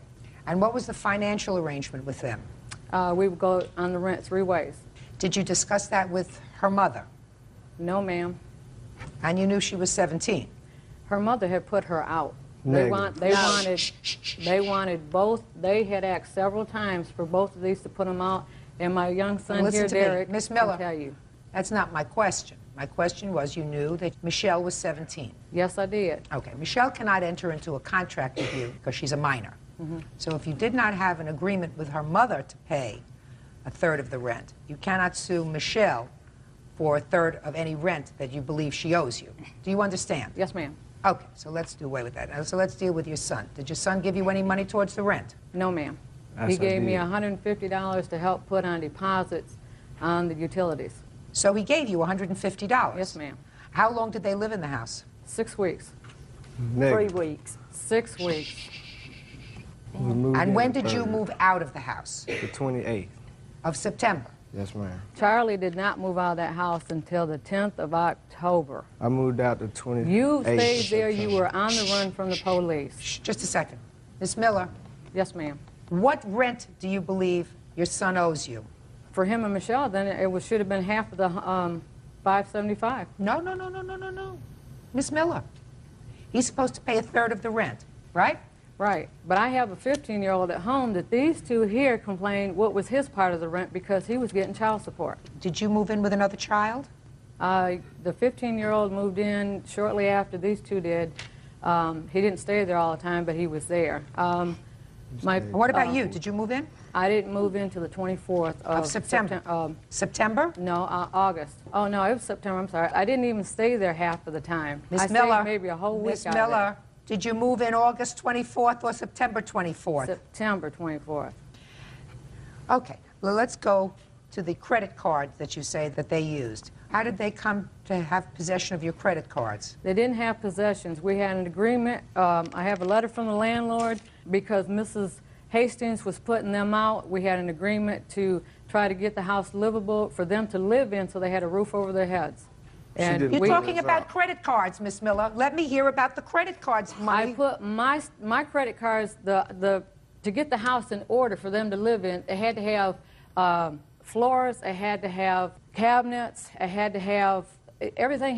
The house was gutted out. It had to have everything. So is that what was put on your credit card? Yes. So why do you think they should pay for that? Because we're in agreement. Mrs. Hastings put them out. Negative. Stop saying Mrs. Hastings put them out. It doesn't make any difference whether she put them out or not. Now, am I correct? It does make a difference. No, yes, it doesn't make a difference legally. Her mother put them out. He didn't have a place to go. He cannot go to my house that I own. My husband will not let him stay there. He's already ripped us off. He's breaking into the house. He's broken into the garage. He's not allowed on the property. Okay? Miss Miller. I did what I could to get him a roof over his head. Miss Miller, you're his mother. Listen to me. You're his mother. Excuse me, ma'am. But I've got papers. This boy has been in and out of jail, detentions. He was stolen from me when he was 14 months old. I've got legal documents, Charlie, to prove it all. Miss Miller. He's on drugs. I've tried for years to get him help, okay? Miss Miller, listen to me. I understand that you have a frustration with him. If you helped him out as much as I have in a lifetime, you would too. Miss Miller, listen to me. If Miss Hastings allowed your son to come and live in her house with her 17-year-old daughter, then she's got rocks in her head and probably decided she had had enough. Bottom line, that's your son. It's not her son. And if she had had enough of him and was putting him out, and her daughter Michelle says, I'm not staying here without him, then she says, you want to go with him? Go with him. He's been living there with her since she was 15 and he was 17.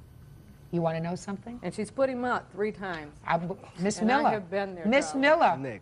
Miss Miller. Yeah, okay. Miss Miller. Yes, ma'am. This is your son. And if she's put him out 3 times, and if he was living there from the time he was 17 years old, it had to have been because you and your husband put him out. Exactly. No, he left on it. No, you left on your own Miss because Miller, you don't were talk on to him. drugs, Charlie. Miss You were Miller, selling drugs 1, 2, out of my 3. house. Miss Miller. And I called the police Put her on you. outside. That's why you left. Put her outside.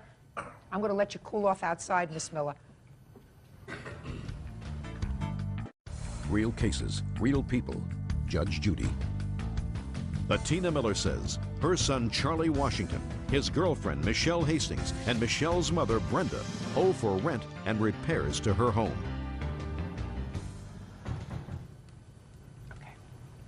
Miss Miller, you can't talk to your son. This is not time for you to shout at your son when you're in a court. Time to do that is when you had him in therapy when he was 7 years old. If your son had been giving you problems and moved out of your house, whether you put him out of your house or whether he left voluntarily, you knew where he was living with the Hastings family and their daughter. That was probably a major error on their part. Some people do that. I never quite understand why they've taken somebody else's problem into their home. But be that as it may, if you decided that you wanted to put a roof over your son's head as his mother, that's what your job is. That kind of unconditional love is what you do for a child, even if they drive you crazy. Are you currently living in the house? No, ma'am. Did you decide to go back to your husband? Yes, ma'am. Is that where you are now? Yes, ma'am. Is that where you're going to stay, you think? Yes, ma'am. Tell me about the cars. You took your son's car out of impound? I paid to get it out, yes, ma'am. What'd you do with it? Set it in my backyard. And what happened to it? It sat there until the day that he came and threatened me. And then I took it down on the corner where I told him and the police officer that I would set it and left the keys in it, that in the Nissan. And somebody stole it? I don't know. Well, it wasn't found on the corner, is that right? I don't know where they found it at. Where did you find your car? I found mine in a ditch on Orville Smith. It was not in a ditch. I got pictures of where I left it. Well, that's what I'm saying. So what you're saying is somebody took the car after you left it there with the keys in it. Why'd you leave it there with the keys in it? There was no keys in it. There was keys in it. Crazy. When you left it, the keys were in it. So I'm asking you, why did you leave it with the keys in the car? He came, he harassed me. I didn't want him on the property. And for him to come get the keys, then he would have to come on the property. And I talked to him in the back of the police car and told him. What were the police doing there? I called him because he threatened me. When did he threaten you? When he came to the house. Was this after he had moved out of the rental house? No, he was in jail. He had just gotten out October 31st, and I didn't know he was out of jail. What was he in jail for? Theft of property from an auto and breaking and entering of an auto. What were you in jail for? Assault the third. He was also in jail for that. Assault the third. Who did you assault? My girlfriend. You ever arrested for breaking and entering? Yes, ma'am. When? In 97. What about auto theft? Yes, ma'am. So you got his car out of impound, you told the police he had threatened you, you were taking the car, you were parking it at the corner, you were leaving the keys in the car, and that's the last you know of the car. Yes, ma'am. And you found the car when you got out of jail, sir? I did. Where did you find it? It's on Orville Smith Road. She parked it in the edge of the woods. No, she doesn't park it anywhere. You found it there. You didn't I see found it there. You found it there. I got out and I looked and I turned around and I went back to my house. And I brought him down there and he couldn't find no keys nowhere in the car. Well, maybe somebody who stole the car took the keys after they finished joyriding in the car. What about your car? Well, my mother and my father found it in a hayfield. What makes you think that Miss Miller took your car? Because she stole the keys out of my purse. I didn't have it in my possession. No, I did not steal the keys from her purse. This key goes to a car of Charlie's that he has in their yard. I don't know if it runs or not, but it was on this key ring with this key. And when I talked to Charlie on the phone after he had beat up Michelle, he told me one of them keys went to the car. And that's how I got the car. So what did you do with the car? Charlie explained for me to take the car to my house and park it and not to let Michelle have the car. You mean her car? No, it's his car. It's legally in his name. Is that right? Yes, sir. Is your car, the car that you're talking about, that you're suing over, in whose name is that car titled? Yes. You have two cars titled in your name? Yes, ma'am. What year cars are they? 94 and 87. What do you do for a living? Well, I was working at Arby's. At Arby's? Who bought the cars? I bought one, she bought one. But she wasn't old enough to put it in her name, so I signed for it. Why didn't her mother sign for it? Because they went and got it without me. I was at work. They went looking at cars. They picked up one, and she bought it. Miss Hastings, yes. Is he still living in your house? He is right now, yeah. You had him arrested for beating up your daughter. You've thrown him out of your house at least 3 times. No. He left your house 3 times in the last 2 years. You took him into his house, when he was 17 years old. Since he was 17 years old, he's been arrested several times, according to him, for a variety of things. Breaking and entering, auto theft, assaulting your daughter. Would you kindly tell me what kind of medication you're on? Because I want to take some. If you don't see that he's not right for her. Real cases, real people. Judge Judy. Bettina Miller says her son Charlie Washington, his girlfriend Michelle Hastings, and Michelle's mother Brenda owe for rent and repairs to her home. Miss Hastings, he's not right for her. He may not be right for her, but everybody has to make their own choices, and... Hey. Everybody has to make their own choices once they're an adult. Until you're an adult, your parents help you make those choices, and they don't do things that encourage you to make bad choices. Tina has put her son out several times. Tina's son is a bum. Was your daughter a bum when she was 15? No, my daughter was in school when she was 15. Is she still in school? She's going to night classes. No.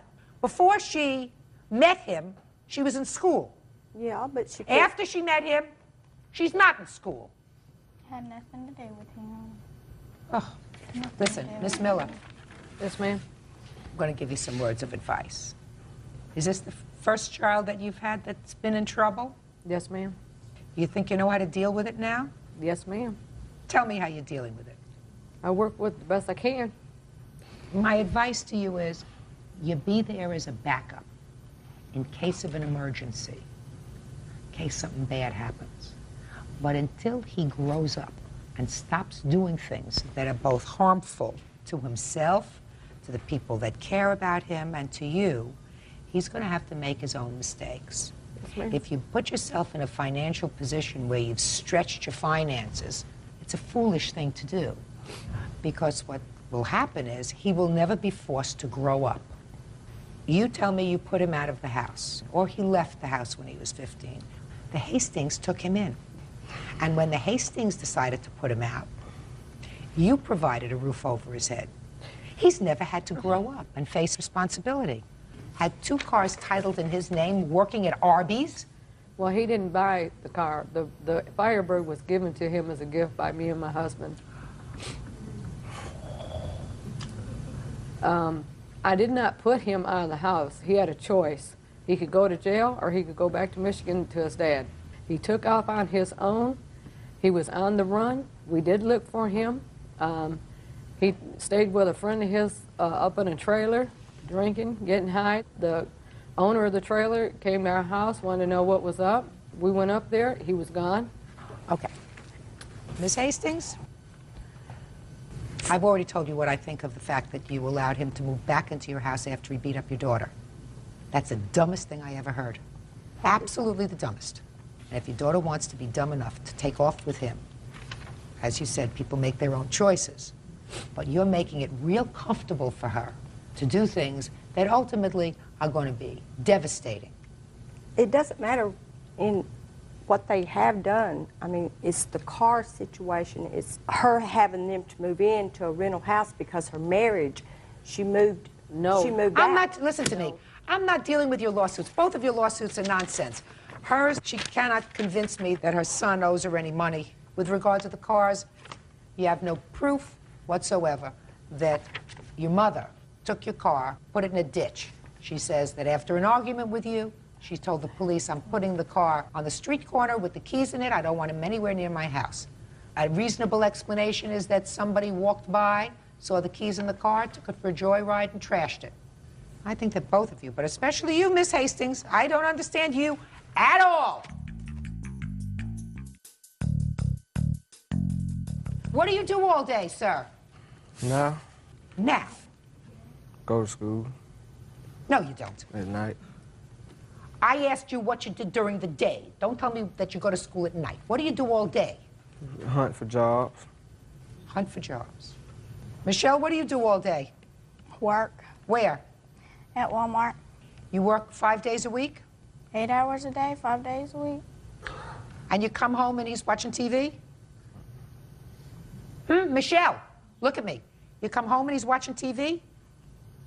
I don't know what he does during the day. Michelle, before you get pregnant, get smart.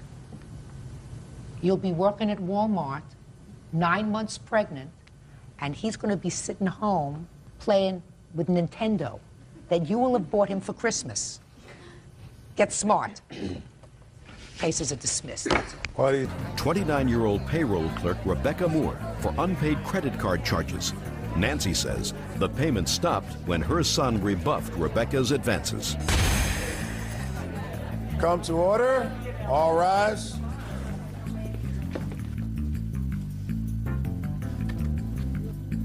Your Honor, this is case number 441 on the calendar in the matter of Griffin versus Moore. Thank you, Bert. Parties have been sworn in, Judge. You may be seated. Folks, have seats. According to your complaint, you and the defendant met when I believe her husband and your son were incarcerated together. Yes, ma'am. Your complaint alleges that you developed a friendship and you allowed the defendant to charge certain items on your credit card with the agreement that she would repay you or pay the bill as it came in. Initially she did, then she stopped. And you allege that when she stopped paying, she owed you $842. That's correct, Your Honor. So when did you first meet the defendant? I think approximately about a year ago. My son was incarcerated, and he was her husband's roommate. So we became good friends, and we would go shopping at the Avenue, and every time she would charge anything, she was so good about paying it. I mean, it was probably most of the time before it even became due. When my son got out of incarceration, she had a type of attraction to my son. It became almost impossible for me to have conversations with her because I did not want to be in the middle. Your Honor, that's not the truth. Just a second. And after a lot of harassing phone calls, I had asked to quit because I couldn't take it anymore. Then at that time, she refused to pay for what was left to be owed on my credit cards. What was left? This is the deposits of as far back as we started this. These are all that she's charged, all she's paid, what she owes is left.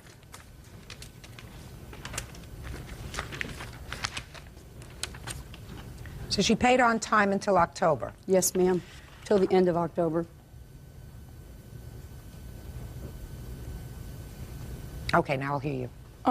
What she said is correct as far as our friendship. Her son was incarcerated with my husband. When things went bad was because her son had a drug problem. And I tried to help him. Your Honor, this is irrelevant. Just a second. Her son asked me for a ride to the interstate. I took him to my house instead of the interstate. Miss Griffin got to my house before we did. Basically, her son had took a video camera from her. She had searched her son's coat. She pulled out the camera. So then she left, and her son was still there with me. I then took her son to his girlfriend that lived in Charleston, and that's when his mother, she turned against me. She told me our friendship was over because I tried to help her son. What date was that? Ma'am, to be honest with you, I'm not sure. Okay.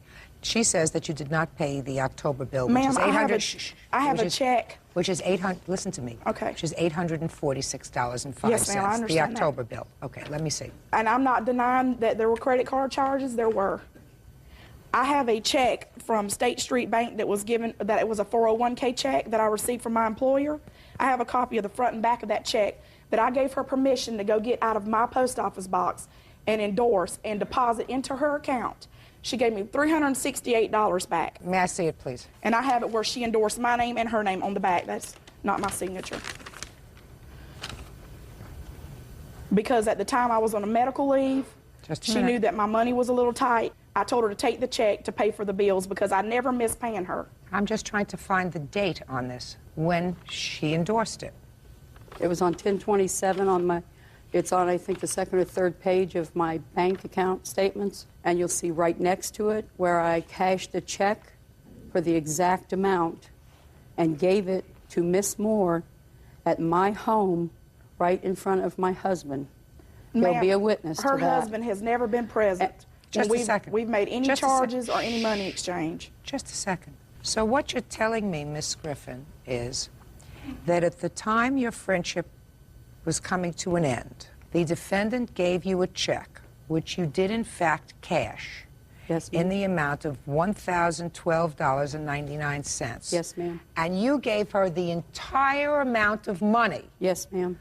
Doesn't make sense to me, Miss Griffin. That weekend, Miss Moore came to my house. Yeah. I gave her the full amount of cash, handed it to her. Right. She said she wanted to give me $300 because she had a rainbow rental or something that was pressing and had to be paid. And she said when she got her check on Tuesday... Let me see the rest of her papers, please. When she got the rest of her check on Tuesday, that she would take care of the rest of it. Your Honor, I could have... And the whole time Miss Moore was out on disability... Just a second. I could have cashed that check myself. I cashed her check because she did not have a bank account at that time. I took care of things for her. She had some drug problem, and she tried to commit suicide. Not interested in that. Well, Your I mean, Honor, I that was is there not true. I taking have care two of her. police I reports. didn't want to turn my back on her. Your Honor, that is... Were there any witnesses present to the transfer of this $1,012 to Miss Moore My on the husband, 27th? Michael Griffin, was there. Is he here? Yes, Your ma'am. Honor, he Stand, was never Michael. present during any of these things. Just a second. It was just me and her. Go ahead. Mrs. Moore wanted to meet with my wife at our home because whoever she was seeing for therapeutic reasons told her to come to closure between Kevin and Nancy. And I was standing right there in my bedroom. She was sitting in the blue chair to the left of my bed when Nancy handed her $1,012 and change, and Rebecca handed her back $300 to deposit in Nancy's account. No, ma'am, that is not true. Mr. And- Griffin was never Now, present just a during second. any of these transactions. Just a second. I don't see whether she was given credit for the $300. On the first page, every deposit that she made to me is on the left. Every bill that I wrote to the Avenue or any of my other credit cards So is what you're telling to the right. Is what you're telling me that at the time she made these purchases in October, she still had an outstanding bill to you? Yes, ma'am. Your Honor, She made- also Mrs. Griffin shopped along with me, and she had stuff on that bill as well, where our stuff was added together and not separately. That's wrong, Your Honor. If you look at my receipts, I've been very careful, and she had one receipt, and I had one receipt.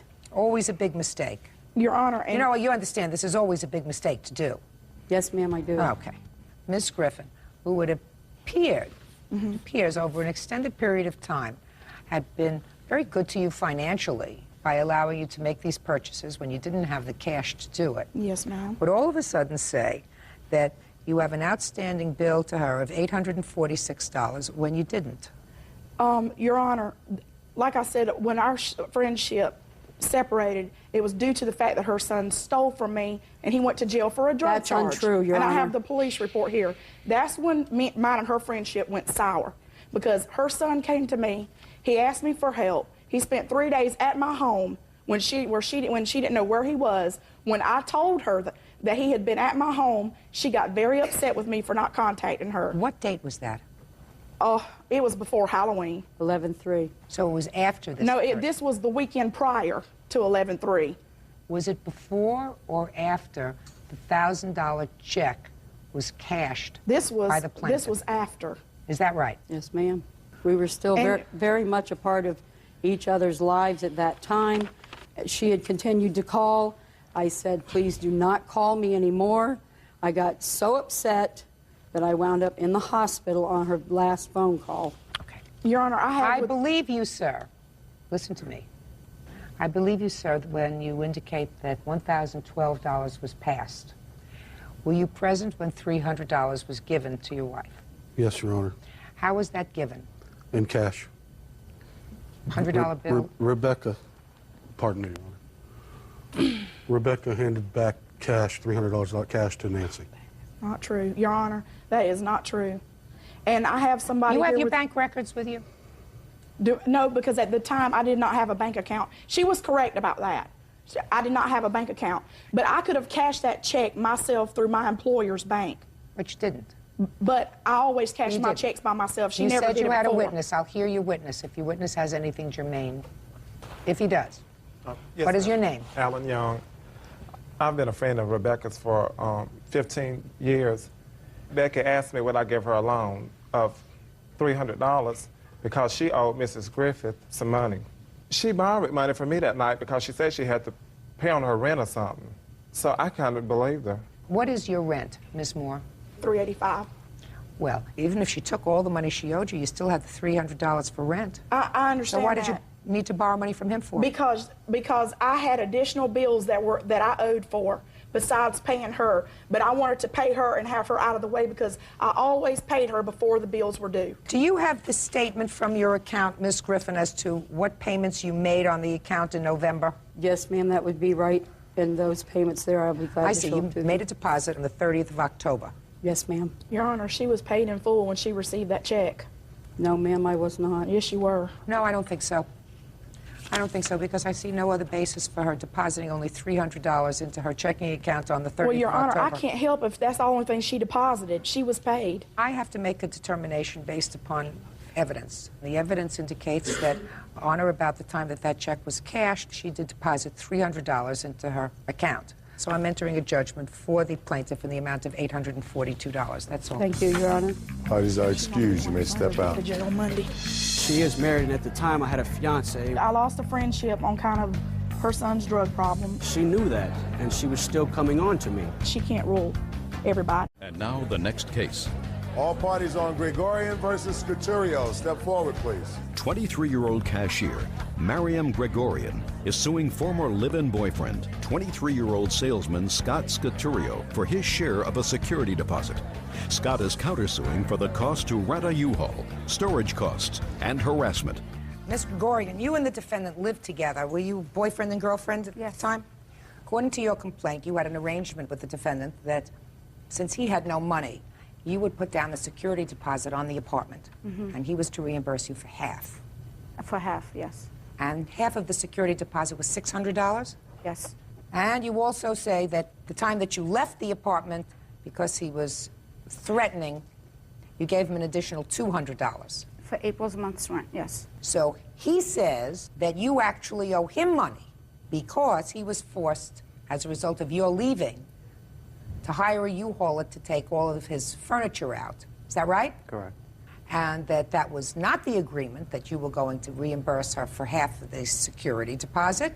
Your agreement was she would pay for the security deposit, first, last, etc., and you would pay for the household furnishings and all of the household appliances. Correct. Right? Correct. When did you move in together? We moved in February 1st together. And when did you leave the apartment? April 2nd. And you had had an argument at that time? Yes, we did. Okay. So you were ready to call it quits, and you were ready to call it quits, I assume. Correct. Is that right? Correct. Now, you agree that she did put down this $1,200. The $1,200, correct. And to fulfill your part of the obligation, you purchased all of the furniture. Correct. And you purchased all of the appliances. Correct. In the U-Haul that you hired, did you put all the furniture? Yes. And did you put all the appliances that you purchased? Yes. Did she take any of the furniture? No. Did she take any of the appliances? No, ma'am. Well, so then let's understand this. On the one side, she put down the $1,200. You purchased all the stuff, but you have all the stuff, Correct. right? She's out the $1,200, including half that should be yours, right? No, because that wasn't the agreement. Well, the understanding was that if she put down, according to you, that if she put down the $1,200, your capital contribution to the apartment would be, I assume, purchasing furniture and appliances about the same amount of money, $1,200. Correct. Did you spend $1,200? About that, maybe a little more. But you have it. You didn't say to her, I'll give you half, right? Correct. Why not? Because the agreement was before we even took the apartment that if anything should happen to the relationship, that we would at least stay as roommates in the apartment. Nobody stays on as roommates. That's stupid. In any event, sir, I don't believe you had that conversation. So what I'm asking you is, let's talk about money. Let's say you spent $1,200 on furniture, appliances. She spent $1,200, right? Each of you should be out $600. That's math. I'm not really good at math. But am I making myself clear to you, Bird? Very. Right. So you got $1,200 worth of furniture and appliances. That's on your side. But you kept it. Now, you want to give her $600, you want to give her half the furniture? I'm not going to give her half the furniture. So that's $600 for you. Now tell me about this $200. The $200 was April 2nd when I left. He told me I owe him April's rent. And I felt that I didn't need to because it was April 2nd. It wasn't a complete month yet. I didn't need to give him anything. But you did? But I did, because at the time that he had a spare key to my car, and he told me that he would hide my car if he needed to until I gave him the money. And I took the $200 and I basically threw it at him. So, cheap price, $200. You don't get that back. You get your $6, because I believe that that was your agreement. Now, you hired a U-Haul. Why didn't you stay in the apartment? Because due to her leaving, I mean, I couldn't afford the apartment on my own. Well, just a minute. How much was the rent? $600 a month. And she had already given you $2 for April. She had not given me $2 for April. During the argument, she actually opened her closet, which she already had her stuff packed, and just left. She didn't give you an additional $200? No, I left the apartment before she even finished taking her stuff out. Really? Your Honor, that's not true because we were fighting and there was a person on the phone. He was speaking to his mother and a friend of his, telling them how I started out being a psychopath. He sat there and watched me leave and pack up. What date did you move out? I believe it was the first week in May. You stayed for the entire month of April. Yes. So you lived there. She didn't, right? Correct. So you pay for it. And then you had to move because of the rent. Where did you move to? I'm actually staying with my sister right now. Okay, you paying any rent there? No. Well, look at it this way. You spent $300 for a U-Haul. Approximately, yes. That would have been your share of the $300 worth of rent, right? Correct. And you couldn't afford the apartment anyway, right? So, and you got all that nice furniture. So what are you complaining about? Your Honor, can I say something? No, I want to ask him I want to find out what he's complaining about. Actually, what I'm complaining about is, Your Honor, she stated in the police report, actually, when she filed for court, that I threatened her life and I threatened to do her harm. I have mail here, which she had actually forwarded to my sister's address. If I was threatening her life, I don't understand why she would forward mail to my sister's address where she knows that I go, when I also have police reports stating that they heard messages of her threatening to kill me, etc., etc. Well, let me see the letter that you have, sir. I don't know exactly what you're talking about, but let me take a look at it.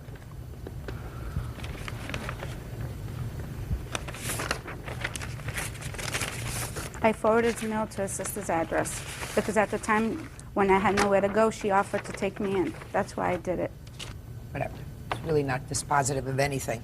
All right, you owe $600. You count the claim is dismissed. Judgment for the plaintiff in the amount of $600. That's all. Parties are excused. You may step out. I don't feel like I owe him anything. Should have broke even. Nobody should have been. And 44-year-old business owner Douglas Self for the cost of their father's funeral.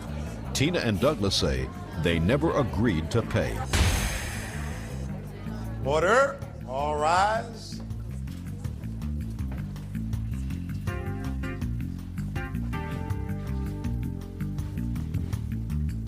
Comfy? Yes, I am now. Okay. Yeah, this is case number 560 on the calendar in the matter of Selb versus Selb Stamter. Parties have been sworn in. Judge, you may be seated. Sir, have a seat, please.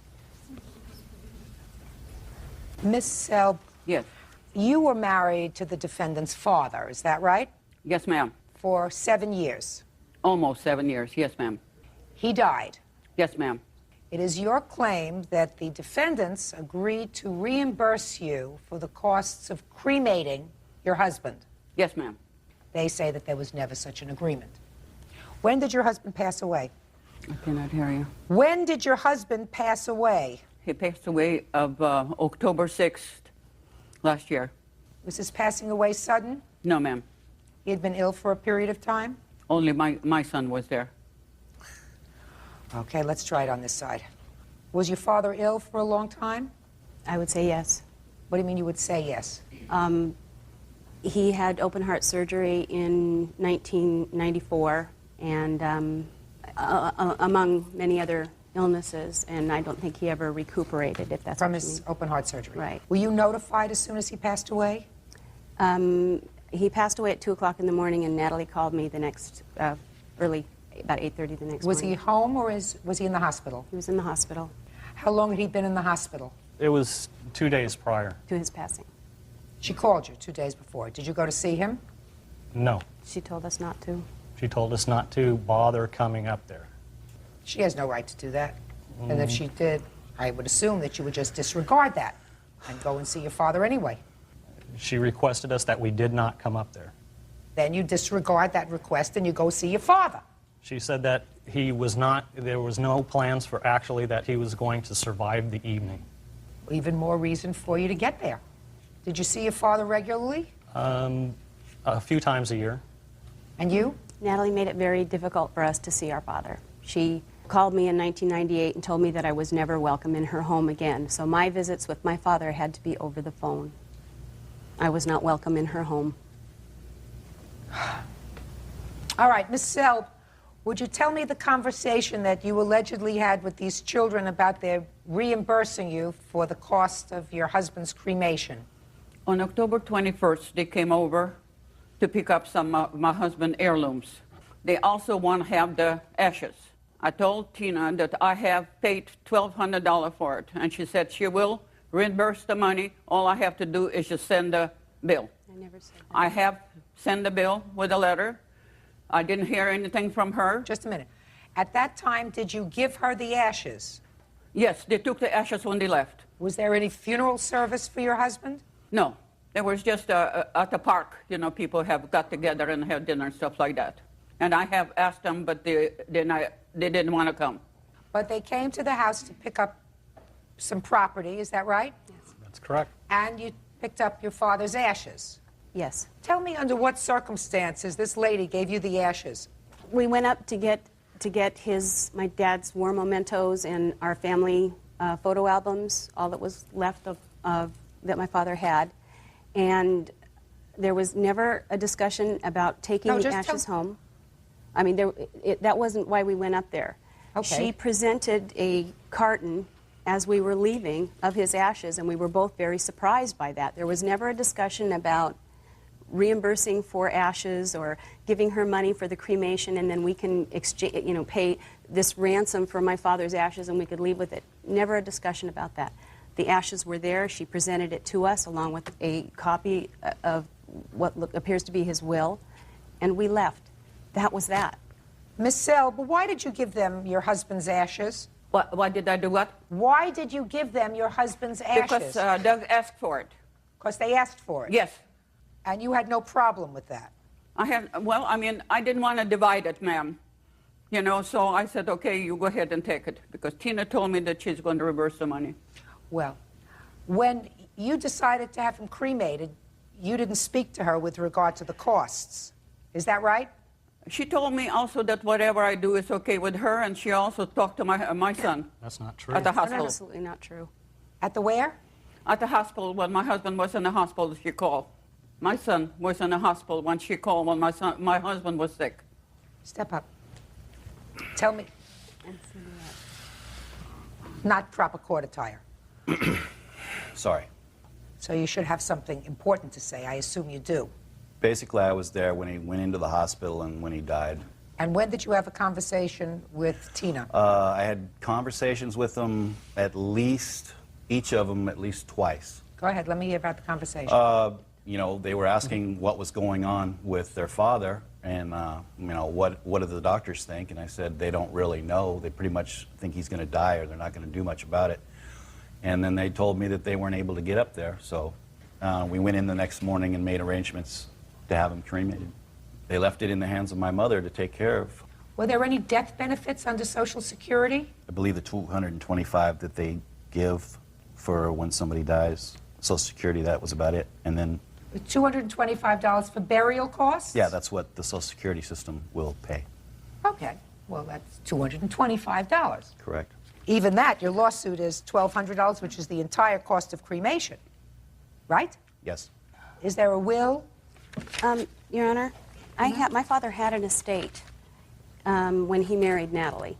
And I have here a record of every single thing that my father had and things that show, as far as I'm concerned, that he had an estate that more than paid for funeral expenses. Plus his wishes to be buried. He wanted to be buried whole next to my mother, who died in 1983. He already had a plot.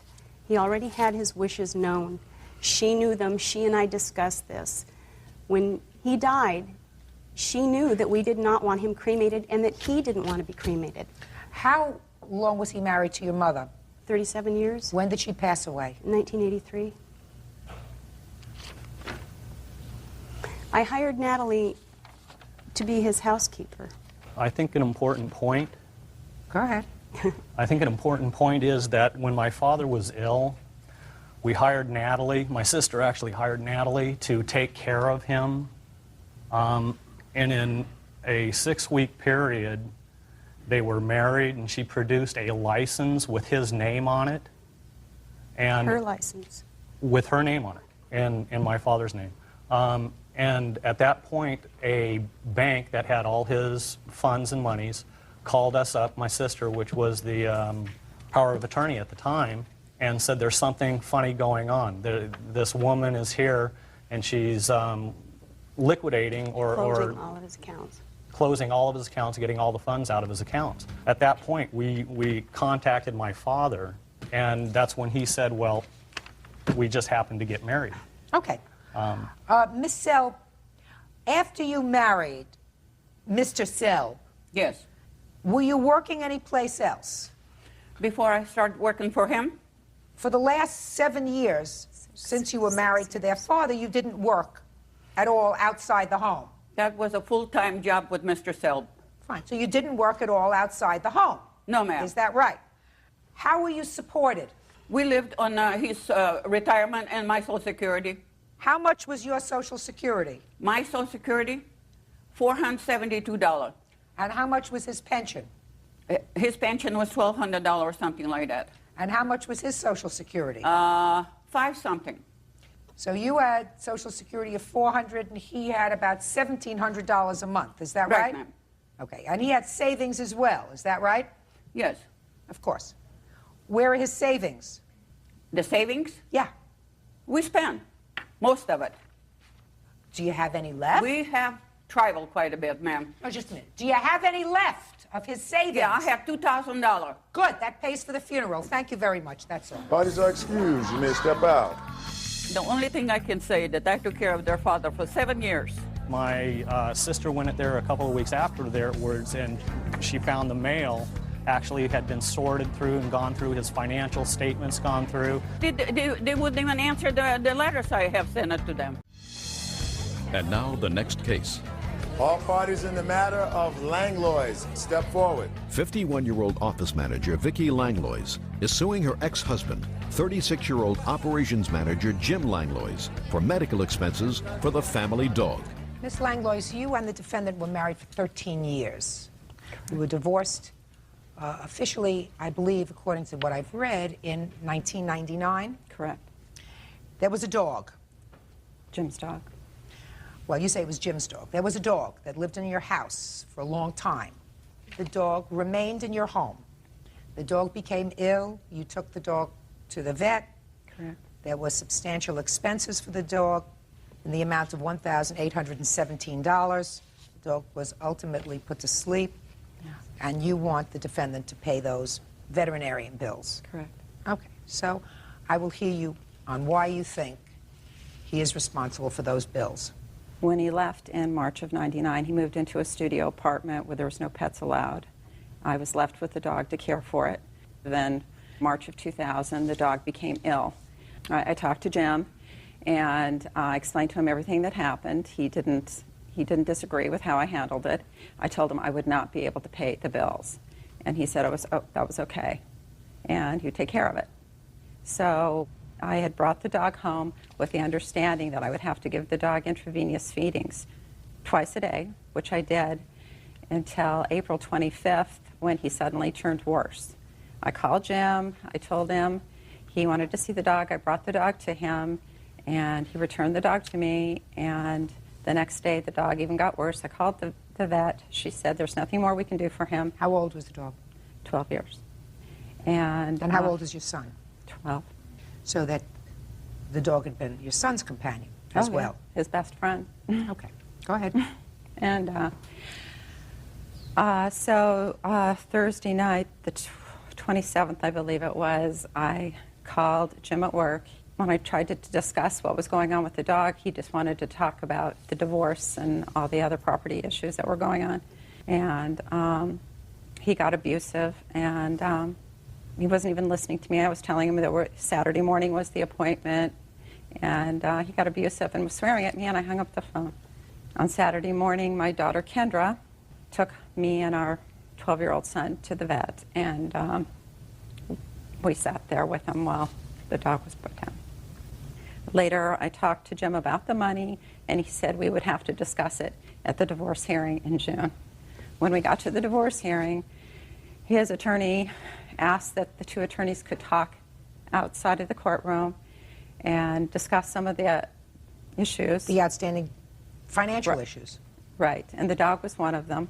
My attorney said that Jim was denying it was his dog, and that I shouldn't waste $250 an hour. I should take it to of his time. I should take it to small claims court, and that's what I did. It is clear to me, Mrs. Langlois, that your 12-year-old son would have been devastated had his father left the house, and in addition to leaving the house, taken his dog. According to you, the dog was his best friend. Mm-hmm. So it wasn't that you were dog sitting for the defendant's dog. You kept the dog because it was the family dog. Whoever purchased it, paid for it. I have a dog. When she's a very, very good dog, my husband says it's his dog. When it poops in the house, it's my dog. The issue of whose dog it is not relevant to this. Your former wife claims that you indicated to her that you would, at one point, take care of the veterinary bills. Let us assume for the moment that you did say to her, I'll take care of it, whatever the bills are. And I don't even have to make a judgment on that. There did come a time that you went to the Supreme Court to resolve all issues of money involving your marriage. According to you, Ms. Langlos, the issue of the dog's bills was raised by the attorneys in that proceeding. Outside of the judge. It doesn't make any difference. Correct. It was part of the negotiation. You did the right thing by keeping the dog and taking care of the dog. Your problem, Mrs. Langlos, is this. There must be finality when parties divorce. And that is usually as of the day that a final judgment of divorce is rendered. Everybody is there, and they throw all the marbles on the table, and they say, listen, this is what we got. This is what our bills are. This is what our expenses are. This is what our assets are. We're going to divide them. We're going to divide them in an equitable fashion, and that's what you pay a lawyer for. That was clearly done. So all of that was before the court, or should have been before the court. Now, you understand that, Mrs. Langlos. I know that from the way you're shaking your head, you understand that. Because ultimately, each of you has to know, this is the date that my financial obligations are fixed, both for child support, for maintenance, for alimony, for outstanding credit cards, for outstanding bank loans. You can't keep this thing going forever. It's not healthy. Mm-hmm. I agree. According to you, and I'm just taking what you tell me, your attorney did in fact raise the issue at that time. You were given bad advice by your attorney. If your attorney did indeed say to you, deal with it later, that's very bad advice, because your marriage terminated and these bills were incurred prior to the stipulation and settlement and the judgment of divorce. Unless your former husband believes that you should voluntarily contribute to the dog's vet bills, he is under no legal obligation to do so. Just for my own sake, you want to tell me, Mr. Langlos, how much you pay in child support for your son? I believe it's $961 a month. Do you pay maintenance to your former wife, in addition to the child support? Yes. And how much do you pay in maintenance? 1,000 something. It's a little over 1,000, 1,027. Are you currently current in your child support and maintenance? Yes, my child support and spousal support comes directly out of my work check. Do you see your son? Visit him? Not now, I don't. Why not? We have issues that we're working out through court right now. So there are ongoing issues of visitation? Mm-hmm. So you're still paying lawyers? Yeah. Hmm? Yes. I am. She's not. She doesn't have a lawyer at this time. I do. Well, that's unfortunate. No, that's not true. I do have a lawyer. Yeah. Okay.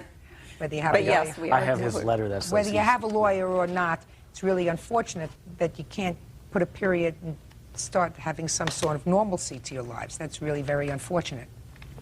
Fair. In any event, Ms. Langlos, all financial issues were resolved in your case in June of 2000, so your lawsuit is dismissed. Thank you. Thank you. Parties are excused. Chaco for the cost of their father's bail and legal fees. Order. All rise. This is case number 536 on the calendar in the matter of Pacheco versus Pacheco. Parties have been sworn in, Judge. You may be seated. Gentlemen, have seats. All right, there's a rather complicated fact pattern in this case, so let me see if I understand it. The defendant is your brother. Yes. About 2 years ago, your brother had just been released from jail and came to live in your father's home. Yes. This is your father? Yes, it is. Within a day or so after his release, a probation officer came to the house to check up on him, and the probation officer came unannounced. Yes. And that was a condition of your probation. Yes. What had you been in jail for? Possession of methamphetamines? Drugs. Yes. And when the probation officer arrived, the probation officer found your father smoking marijuana? Yes, in his room, Your Honor. Shh. And he was smoking marijuana because he was ill? Yes. And I understand he has now a card that indicates that he can use cannabis for medicinal purposes. Is that right? Yes, Your Honor. You have that card, sir? Yes, Your Honor. At the time, he did not have that card. No, ma'am. So he was taken to jail? Yes. There were certain expenses surrounding his incarceration. You had to bail him out? Yes. You had to hire a lawyer? Yes. And you say that your brother agreed to repay you for these costs because, but for the fact that he was in the house, you felt as if he was responsible. The probation officer wouldn't have been there, your father wouldn't have been arrested, and you felt as if it was his fault. Yes. Would you step up, sir?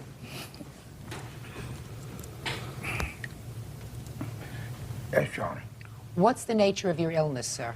I have spinal stenosis, I have gout, I have arthritis, I have rheumatism. How long did you spend in jail? 12 hours, something like that. Before your daughter bailed you out? Yes. And how much did it cost to bail him out? The bail was set at $8,000, so we had to put $800 down. And you hired a lawyer? Yes, ma'am.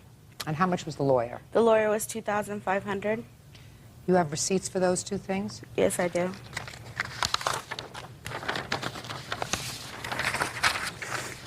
Here's the bail receipt. And this is the attorney receipts. He sent the receipts on the letters. He sent letters showing me the balance and the balance due. What was the ultimate sentence, Mr. Pacheco? They charged me a $300 fine. You can sit down. Are you uncomfortable standing? Yes, sir. Okay, have a seat. Now, Mr. Pacheco, can you tell me about the conversation you had with your brother with regard to this money? Yeah, at the time when the police had they came into the house and they wanted to know where my brother's stuff was. I showed him in the corner because that was my father and my brother's agreement that his stuff was to stay in the corner. That way, if in case anything was to happen, because he told my dad about the search clause, that his stuff was in the corner and nowhere else in the house. He wasn't home at the time. Who wasn't home at the time? Your brother? Yeah, right, correct. My two young sisters were there at the time and very upset that my father had been taken to jail. Me and my brother here walked my sisters to McDonald's to get them something to eat. On the way to McDonald's, we met up with my brother who was coming home. At that time, I told him that our father had been arrested, and he felt bad about it. And he told me, well, all I have right now is $100. Do you know how much the bail is? I said, the officers didn't tell me what the bail was set at or anything. He called up and he found out that the bail was set at $8,000, and he asked me if I had any money. I did have money. I was reluctant to loan him the money because he had just gotten out of jail and I knew he didn't have any funds at the time. I did at that time tell him I would loan him the money, and he told me he would pay me back because he felt bad that he had put his father in that situation. But he did say, I'll pay you back. Yes, he did, and he also said that he would pay back any fines, and also if there was any lawyer or attorney fees, he would pay that. And did he say that to you? Yes. My brother, David, was there at that time when we had the conversation. Okay, I'll hear you. Well, what had happened was, I had just been recently incarcerated. I got out, I spoke to my father, I didn't explain to him about the search clause at first. I explained to him that I had nowhere to go, I didn't have nothing to do, I needed to stay at his place for a while. Move my stuff in, like she said. I had one particular area, and at that time I told him, that's when he told me to put it in one area, because I told him about the search clause. This was after you moved in? This was, yeah, right after I moved in. And he said, okay, well, rather than just putting me out, he says, well, leave all your stuff here. If anything happens, your probation officer wants to come, this is your area, they can search your stuff. He knew I wasn't doing drugs or nothing. I knew what he did, but he did it in his own room because he was sick, and a long time his doctor told him, that if it helps him, go ahead and smoke it, but he couldn't, prescribe it due to, fear of being incarcerated himself, the doctor. So then when the police came in, I wasn't there. They came in, to my understanding, they didn't even search any of my stuff. They just smelled marijuana in the house. They went to his room with unannounced, and then they seen him smoking the marijuana. So they took him to jail. I was coming back home. My sister told me, Pop's in jail, what happened? Your probation officer come, they searched. So I was real worried about it. I was like, well, how much is going to get out? We'll find out. So we found out his bail. I had $100 in my pocket. I was thinking, where can I get the money? And Gloria says, oh, I got the $700. So I said, well, you do? I said, okay, well, let's go bail him out. And as far as all the payments of the lawyers and the court costs and all that, I never agreed to pay none of that. I thought about it. So, well, he got 8 kids. Everybody. I didn't put him in there smoking the weed. I didn't have him in there smoking because they came search for me. They didn't find nothing on me. They didn't find nothing in my area. Other than the fact that you agreed to pay her back, you would have no legal obligation to pay for your father, even though the probation officer was there looking for you. And but for the fact that you were living in your father's house, your father, in all probability, would not have been arrested, at least on that day. Yes. That doesn't make you legally responsible unless you agreed to pay her back. I didn't agree to pay no lawyer fees or... Step up. Tell me your name. David Pacheco.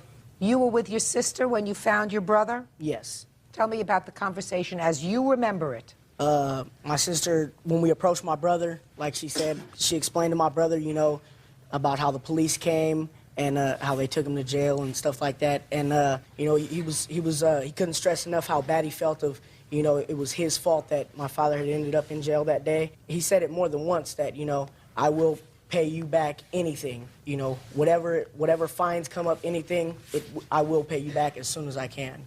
When did you decide, sir, that since there were 8 children, it should be spread around? When I couldn't pay the bill, when I couldn't pay nothing, and I didn't agree to pay I just want to know, you didn't say to your sister at the time, well, there are 8 children, so we'll spread this around. No, I didn't, because at the time I was just worried about getting my father out of jail. Right. As far as the bail, I may be responsible for the bail because if he was incarcerated because of me, but that don't make me got to pay. Well, I got to pay the plant fees. He got his plants took, his weed took, his put it in jail. I didn't put him there. I didn't tell him to smoke no weed. I know it helps him, but I didn't know they was coming to raid him. Mr. Pacheco, I don't think you listened to what I said before. I said, if it weren't for the fact that I believe that you told your sister at the time that you would pay her back this money, you would not have a legal obligation to do it because it's not your fault that your father was smoking marijuana, even as he claims, for medicinal purposes. But I can imagine how badly you felt at that moment when you found out that your father had been taken to jail. Yes, of course. That you felt terrible, and you said, let's do whatever we can to get him out, and I'll take care of the bills, but I don't have the money now. I mean, that sounds logical to me. Well, later on, perhaps. We didn't even discussed anything about the lawyer fees or anything till after that day anyway. Now, when I told my father, let me know what's happening and I'll do whatever I could do, but I didn't say I will pay it. And then when he starts coming at me with $2,500 for a lawyer, I'd got a public pretender. Public pretender. I never heard them referred to as a public pretender. I've seen some of them work. Some of them are pretenders. That's what I say, too. But see, you get that from the state. I mean, why I'm a... Public I wouldn't pretender. get no That's a new one. $2,500 on a lawyer. Send that one to the Bar Association. Judgment for the plaintiff in the amount of $3,600. That's all. Parties are excused. You may step out. I ain't tell him go get no lawyer or tell him to, go hire this high-priced lawyer and get all these fines. I never agreed to none of that. Sometimes family, they might say something at the time and not mean it, but you just have to pursue it. And now the next case. All parties on Clay versus Markham. Step forward, please. 50-year-old respiratory therapist James Clay is suing 30-year-old former teacher's aide Don Markham. James says during his family stay at a hotel, Don injured his daughter in the pool. Mr. Clay, I understand that you were at a motel with one of your daughters. 2 of my daughters, yes, ma'am. And it was a nice day, and you and your daughters were in the swimming pool. My 2 daughters were in the pool, and my wife was supervising them. And at the same time, the defendant was in the swimming pool. Yes, ma'am. You were there with a group of people? Yes, I was there with a school group. I was a room chaperone. You were the chaperone? Room chaperone, just for the evenings in the room. According to your complaint, Mr. Clay, the defendant injured your 11-year-old daughter. Yes, Your Honor. Were you present when that happened? I was not present. Who is a witness to what happened? My wife. Could you step up, please? Mrs. Clay, tell me what you observed. Well, Mr. Markham was in the pool. He was in the middle of this group. He was picking people up and throwing them. He'd throw one this way and one that way, and, you know, just every direction. And some of the other mothers and I were looking at each other like, this isn't right, he's going to hurt somebody. This is an accident that's going to happen. And it did. Well, tell me what happened. Well, he picked up a young man, threw him. My daughter was close to the... How did he throw him? Like that, through the water. You know, hurling and then down on my daughter's left shoulder. Pushed her under the water. And she came back up and her shoulder was obviously hurt. Well, what did Mr. Markham do? Well, I looked right over at him and he just kind of shrugged his shoulders and didn't say anything. Did you take your daughter for any treatment?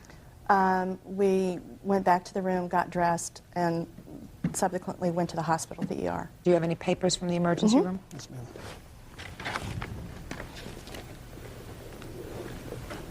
Thank you.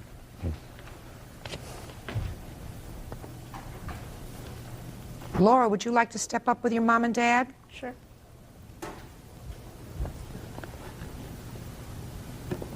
Tell me what happened when this person fell on you. Well, me and my little sister were jumping off the edge of the pool, and I was reaching towards the ladder, and I turned around and I was looking at her, and that's when the gentleman fell on top of me. What did he say to you? Do you remember? Yeah, he was touching my shoulder. He kept on asking if I was okay. I contacted back to my mom. I was screaming and crying.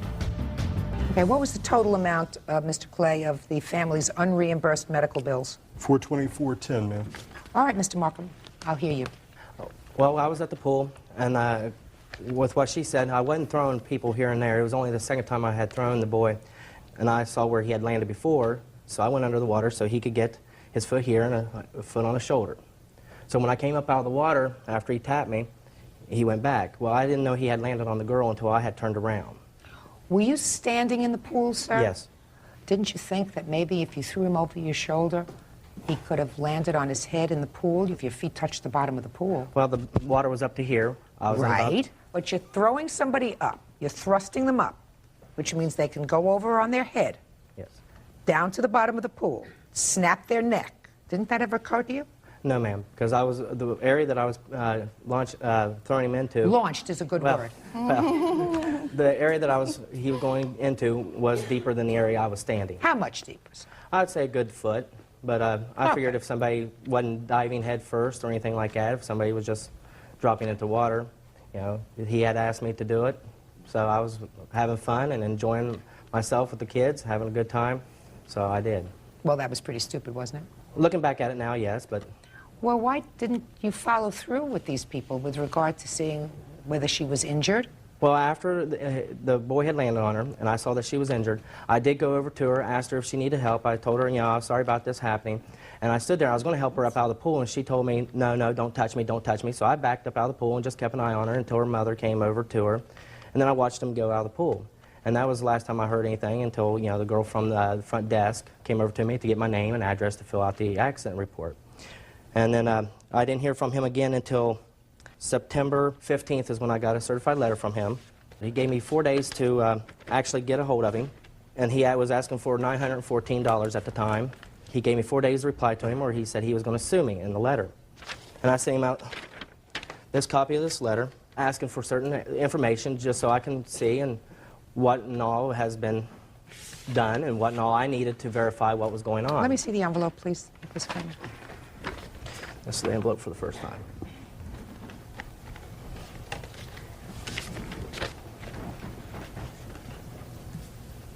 Mr. Markham, well, you talk here in terms, sir, of your level of responsibility, but what do you mean, my level of responsibility?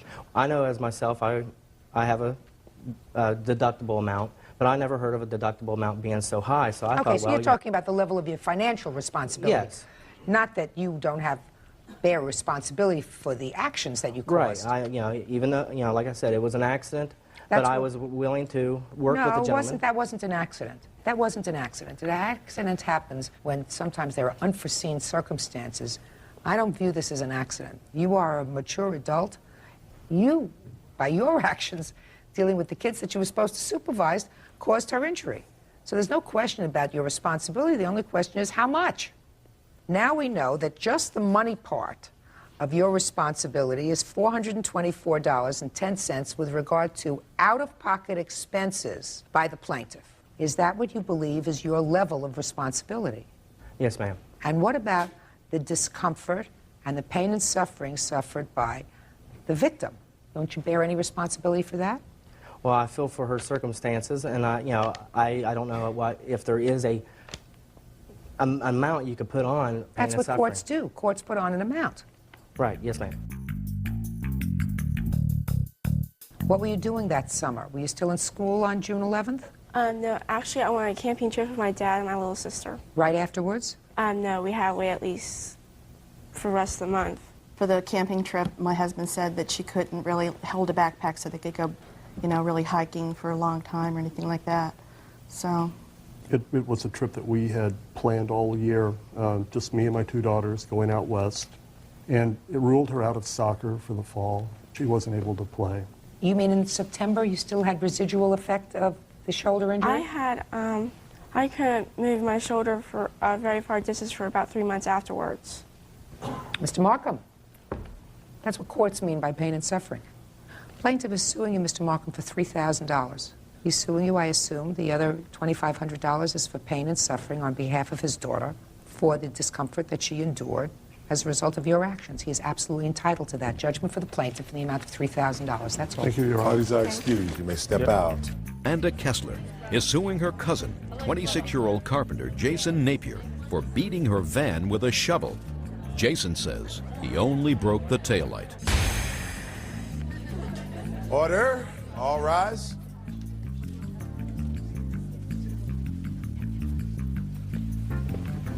Yes, this is case number 226 on the calendar in the matter of Kessler versus Napier.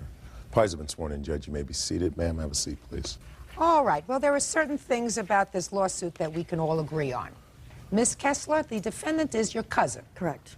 Also a neighbor. Correct. And he has a girlfriend. Girlfriend? Yes, ma'am. You also know Dawn. Yes. And according to what I've managed to piece together from reading these papers, you were having a conversation with Dawn. And during that conversation, you told her something about your cousin that she didn't like, and that certainly he didn't like. What did you tell her about him? That Jason was in Terre Haute on a boat, fishing and partying all weekend, Labor Day weekend, instead of being out of town working. So you told his girlfriend that he wasn't where he was supposed to be, but he was out partying when he was supposed to be employed, right? Yes. And you confronted Jason? Yes, ma'am. Step up. When did you tell Jason? While I was on the phone with Amanda, I had asked him about it. So he was at your house? Yes. Had you called Amanda, or did she call you? She had called me. While you were on the phone with her, did you call into Jason and say, Jason, tell me what you did? After she had told me Jason was sitting there, and I had asked him. Were you still on the phone with her? Yes, I was. So you're holding the phone? Yes. And what did you say to him? I had asked him, Amanda had told me that he had lost his job and that he was out drinking. So I had asked him about it. And what did you say? I asked Jason if he had lost his job, and he said that he didn't lose it, that him and his partner that he was working with had walked off of the job. And I proceeded to tell him that Amanda said that they were out partying, and I had asked him about that, and he said no. Then Jason got mad and went over to confront Amanda about this. And then this is when the confrontation went into effect. Did you follow him? No, not over to Amanda's house. I was watching out of my bay window, which... So you didn't see what happened when you Not got when there? he went over to her house, no. So that you can sit down. So here we have it. You put your nose in where it didn't belong. He got mad, and you went over to her house. True. Furious. Yes. What happened when you got there? Oh, I didn't go in the home.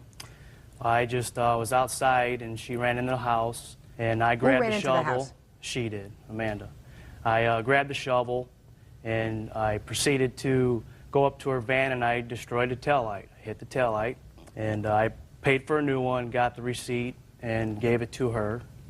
From that point, there was nothing ever said or anything about it until I got papers from her saying she wanted to serve me to go to court, saying I caused $1,900 of damage, that I beat the van with the shovel, which there is no dents on there from a shovel. It's all hail damage that were already existingly on the vehicle when they bought it. Why did you pick up a shovel, Mr. Napier? Well, I was frustrated, and I was tired of her interfering in my life and starting trouble with my family when she ruined her own life with her family. You mean you couldn't settle that with words? Well, words only lead so far. It just accumulated of her doing it to us so many times and so many incidents and so many reports. You know, I just got fed up with it and had just tried to relieve the pressure and show her what it feels like when she destroys people's property. Why, she ever destroyed your property? Yes, she has, many of times. Really? Yes. Well, tell me about that. Well, I got a report here of stating she did criminal mischief and she popped my fiance's tires in broad daylight and said that 2 men in a Buick pulled up and jumped out of the car and popped the tires when she was drunk, and she deliberately went over there and did that. Well, how do you know she deliberately did that? Because we saw her out of the front bay window. We told her to watch and heard the tires pop. You know, and tires make a loud noise when you stab a knife through them. Now, your defense is that, yes, you did cause damage to the car. Yes, and I knew I was at fault, and I paid for it, and I told her that I was sorry for that, you know, and I knew I did wrong, and I got papers reported to me that I needed to go to court. All right, Miss Kessler, you tell me what happened. He comes to your house, and you run inside. Okay, let's back up a little bit, Your Honor. When I was on the phone with Dawn, she advised me to call 911, that Jason was in a very big rage, so I did so quickly, ran to my master bedroom closet while he was in my house screaming that he's going to burn my house down, beat me up. I then heard the door shut, and I was on the phone with the dispatcher at the time, and I watched Jason pick up a shovel from my storm door and just rage from my hood all the way back. And there's scars, and there are dents. There's scars on my windows, on my hood, all the way down where it needs to be repainted. I have a very nice-looking van, and I was so frustrated and confused. The police said that they would take care of it, talk to him. He said he'd pay for the damages.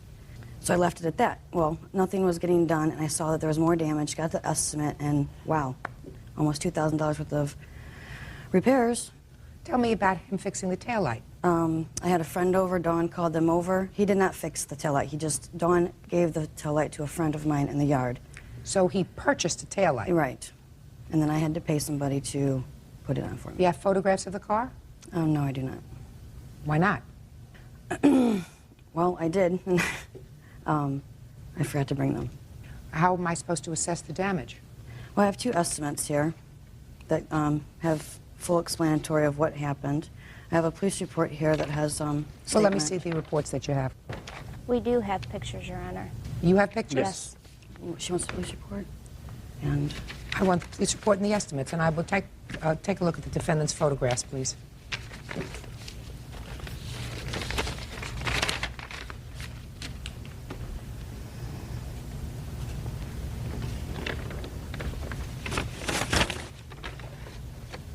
Now, Dawn, you did not witness this, is that right? Yes, I did. You said you were in the house. Yes, I witnessed it through my bay window, which her van, she has pads that come up into the side of my yard, which is right in front of my bay window, and I witnessed the whole thing. Mm-hmm. Now, you're showing me these photographs, sir. And if those were created by a shovel, they'd be a lot It would bigger have done than that. a lot more damage than that. This one certainly looks as if it's an absolutely fresh scratch with a dent. Want to take a look at that on the hood?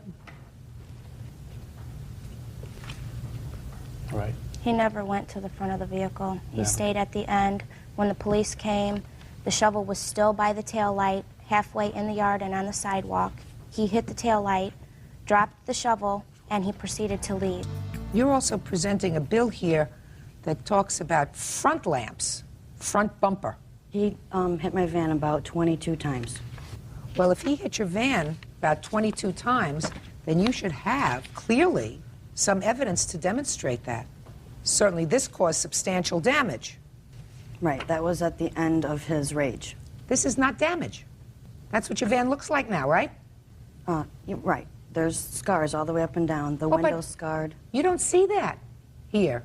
What you're saying is those scrapes and dents were not caused by a shovel. Right. Well, if you pick up a shovel and you cause this kind of damage, you see more than just a scrape. Right. Doesn't that seem logical to you? Seems logical to me. Especially with the anger that he had in him to do little dents like that. I mean... How much did it cost you, Miss Kessler, to have the taillight fixed? I paid a gentleman $10, a friend of mine, just to install it for me.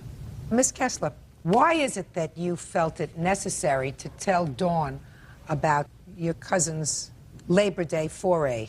I didn't call her purposely for that. Dennis called in on call waiting while I was on the phone with Dawn, and then he told me this information. I popped back over on Dawn and said, well, that was Dennis, and she said, what's going on?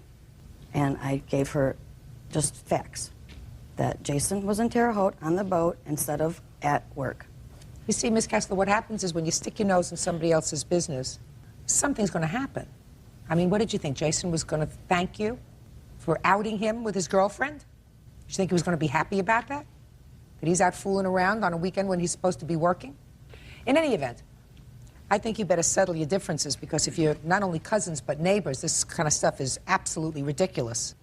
You say it cost you an additional $10 to have it installed? Correct. That's the judgment. Judgment for the plaintiff for the amount of $10. That's all. Parties are excused. You may step out. It was wrong for her to call over there and start stuff with my fiance and try to get me into a predicament that shouldn't have been escalated into. I would like to move on with life. And now the next case. All parties on York versus Morash. Step forward, please. 64-year-old retired postal worker Beverly York is suing her son, 39-year-old mover Leonard Morash, for a loan to pay outstanding court fines. Leonard says his mother told him he didn't have to pay it back. According to your complaint, your son was incarcerated. What were you in jail for, sir? A felon in possession of a firearm, ma'am. And he had served his time on that charge, but it appeared that he had some outstanding parking tickets or outstanding driving tickets. Is that right, sir? Outstanding fines, Your Honor. What kind of fines? For a little criminal activity of possession of cocaine, possession of marijuana. And what were the fines for? Court fees? Yes, ma'am. That you hadn't paid? Correct. And how long? Several years. Not terribly responsible. So that you were contacted in order to find out if you would put up the money to pay those fines so that he could get out of jail. Correct. You agreed to do that, according to you. You made a loan to him. $705. $705. He got out of jail, didn't pay you. Correct. Who contacted you? At first, my son contacted me. From prison? From prison. And he asked if I would loan him the money. And he has made several loans in the past that he has never paid me back. And this time, I said no. And then he called later on from his counselor's office, and he wanted me to speak with his counselor. And his counselor advised me that he had changed and thought that it would be a good idea if I helped him out. How long were you in jail, sir? I was in there for about 3 years. You were anxious to get out? Yes, ma'am, I was. How long would you have had to remain in jail if your mother hadn't paid the fines? It might have been like 6 months. So you were looking at another 6 months? Correct. Now, you did call your mother initially. After she finished speaking with your counselor, you spoke to her. Is that right? Yeah, she was a little leery of doing it in the first place. And what did you tell her? I said that I would come back to live with her and be with my son. Your mother has legal custody of your son? Yes, she does, at this point in time. Well, she has for a long time, I assume. Correct. I've been in and out of his life. How long have you had legal custody of your grandson? Since he was a year and a half old. That's you, right? Yes. You like living with your grandma? Yes, I do. Treats you good? Mm-hmm. By the way, do you want to be in here or would you like to wait outside? How do you feel about it? I'll stay in here. You sure? Mm-hmm. Okay. So you told your mother that you would come back to live with her? Yes, I did. Did you go back to live with her? No, I'm residing in Concord now. I have a good job there and a beautiful apartment, and I'm with my wife. And she doesn't like the fact that I'm with my wife. But she had told me prior to that I did not have to pay her back as long as I was with my son. Came Well, back when into did his she life. tell you? Okay, so let's go back. When did she tell you that you didn't have to pay her back? During a visit at the halfway house that I was in, after getting out so I could get back into society and conform and just do the right things. And she had visited me with my son, and it wasn't about the money issue. It was about me being back into my son's life and him having a father, and which I always tried to do. My mother's very controlling and overbearing at times. She can't control you while you're in prison, sir. What did she say to forgive this loan? she said to me, it's not about the money, Lenny. I just want you to come back into your son's life and take care of him, have responsibility for him. And I've always wanted to do that, but I have my crosses that I bear. I've made mistakes in my life. Okay, so what did she... I just want to carry on. So what was the arrangement? The arrangement was that you would come back to live with her, Correct. be in your son's life, Mhm. and if you did that, she would forgive the loan. Right, and not go Just back a to my... second. Hold on. Did you go back to live with her? No, I did not, ma'am. Well, if you did not go back to live with her, sir, you still owe her the money. Now, you were married at that time? I've been married for 3 years. So instead of going and living with your mother, you went back to your wife. Correct. Well, do you think that you breached the agreement with your mother? No, I don't, because I believe she had said that I didn't have to pay her. She said you didn't have to pay her forgave the if loan. what? If what? If I went back into her life, in No, my you son's told me if life. you went back to live with her. Right. With your son. With my son, correct. Okay, but you didn't do that. No, I did not. So you didn't fulfill your part of the agreement which forgave the loan. Are you following me? Yes, I am. Well, I mean, because you had a choice. Your choice was that either... I went back to live with my wife, correct. Right. And then she started haunting me on the phone and calling me all sorts of names on the phone with my son on the phone.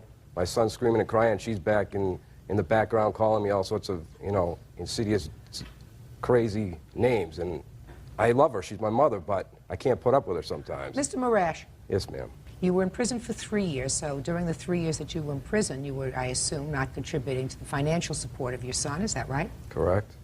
Now that you have a good job, how much money have you been sending to your mother to contribute to your son's support? I haven't. Why not? She hasn't asked for any. If she would let me into my son's life, Just a minute. this is my flesh and blood. I thought blood was thicker than water. Now it's Why don't you see if this young man wants to step outside while we finish this discussion? Okay. Okay? Sure. Look at my son here for a second. Sure.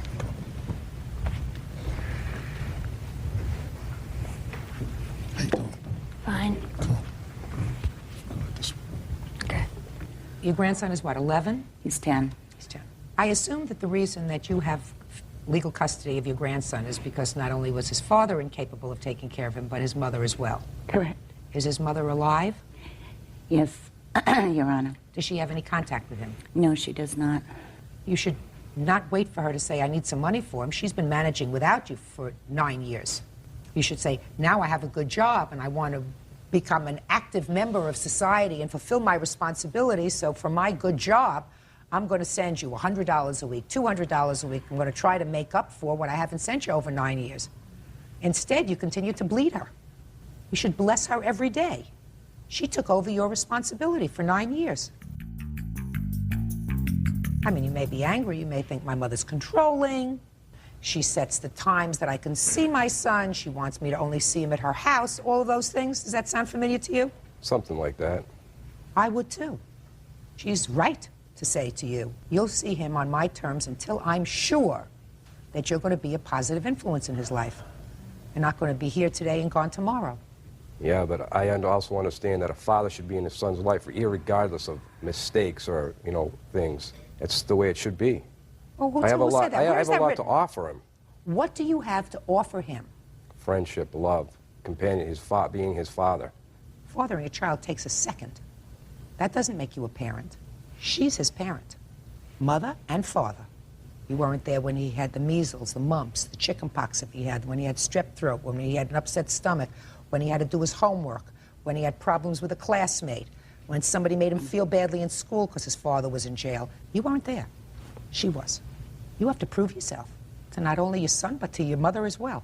And you're going to start proving yourself by paying her what you owe her. Judgment for the plaintiff in the amount of $705. That's all. Thank you, Parties Your are Honor. excused. You may step out. 19-year-old sales associate Misty Domitrovich for the return of an engagement ring and a car stereo. Order. All rise.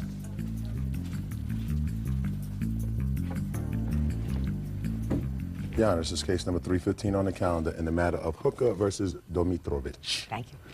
Parties have been sworn in, Judge. You may be seated. Ladies, have seats, please.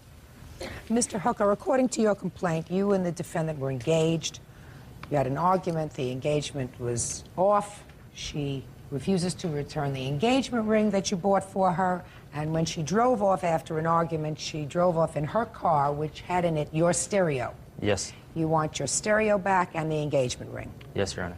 The defendant says that it was not an engagement ring but a gift, and the stereo was also a gift. And if you want those things back, she's countersuing for all the things she bought you during the course of this ill-fated love affair. Right? Right. How long were you engaged, sir? About 2.5 years. When did you become engaged? July of '98. Tell me about that. I bought her a ring. It was a smaller one. Was it in the summertime that you gave her that ring? I'm not sure. You bought her a small ring, let's say in July, Okay. and you asked her to marry you. Were you living together at the time? No. And I assume she said yes and put the ring on her finger. Yes. So far, is that right? Right. And then there came a point, according to you, when you say she wanted a bigger ring. Yes, Your Honor. How much of a larger ring did you buy? 3/4 carat bigger. So how large was the ring? It was a 1 carat. And when did you give it to her? About a couple weeks before Christmas. Tell me about the moment that you gave it to her, because she says that this was just a gift and not an engagement ring. It was just at my house, and I had bought the bigger ring, and I gave it to her. That doesn't sound very romantic, Mr. Hooker. It wasn't. Am I making you nervous, sir? Yes, Your Honor. Oh, try not to be nervous. I only eat litigants on Thursdays. Today is not a Thursday. Now, when you gave her this larger ring, did she give you the smaller ring back? Yes. Is that right? Right. Why did you give him the smaller ring back? Because he asked for it back. The smaller ring was an engagement ring. Right. What'd you think the larger ring was? A Christmas present. That's what he stated. When he asked for it back, he said that he wanted to upgrade it for a Christmas present. He wanted me to have a bigger ring. A bigger what kind of ring? Christmas diamond present ring? I guess, yeah. Well, let me ask you this question. When you gave him back the smaller ring, did you break your engagement? No. So you were still planning to marry? Mm-hmm. When you gave him back the smaller ring, did you ever say to him, when are we going shopping for my engagement ring? No. Would it be fair to say that you didn't say that to him because you assumed that the larger ring that he bought you, which was also a diamond ring, was an engagement ring? Right. That was given to you around Christmas time? Yes. All right. So it wasn't a Christmas present. Well, I got it given to me with a Christmas bear with the ring on its arm, so I figured it was. You figured. Yes. So because the ring was attached to a bear, you said it was, where's Right, the well, ring? it was 2 weeks before Christmas, and that was the only Christmas present I got received from him for Christmas. Sounds like a nice Christmas present. Where's the ring? Right here. Can I see it, please? Okay, now let's deal with the stereo. The ring is easy. Nice bear. Cute bear, very lovely ring. Okay, want to tell me about the stereo? Yes, we went out shopping. It was like a week before our 4-year anniversary together. Went up and I asked if she wanted to get a stereo put in her car. Before I even purchased it, I said, if we break up, I get the stereo back. Because I'm... Were you engaged at the time? Yes. Were you contemplating breaking up? No, but we weren't getting along before, like a couple months before that. Mr. Hooker, it's not nice to try to fool Mother Nature. Nobody gives their fiancé anniversary present and says, but if we break up, I get it back. Very unromantic. Did he ever say to you, if you broke up, he got the stereo back? He asked me he said if we were break up, this is already after the stereo was installed in my car. Yeah. And it was on July 24th, our anniversary, and I even have a notarized statement from the stereo shop, Sound, where we bought it from. What does the notarized statement have to do with what he said? Well, he's saying that he bought it 2 weeks before our anniversary, and actually it was on our anniversary. So what?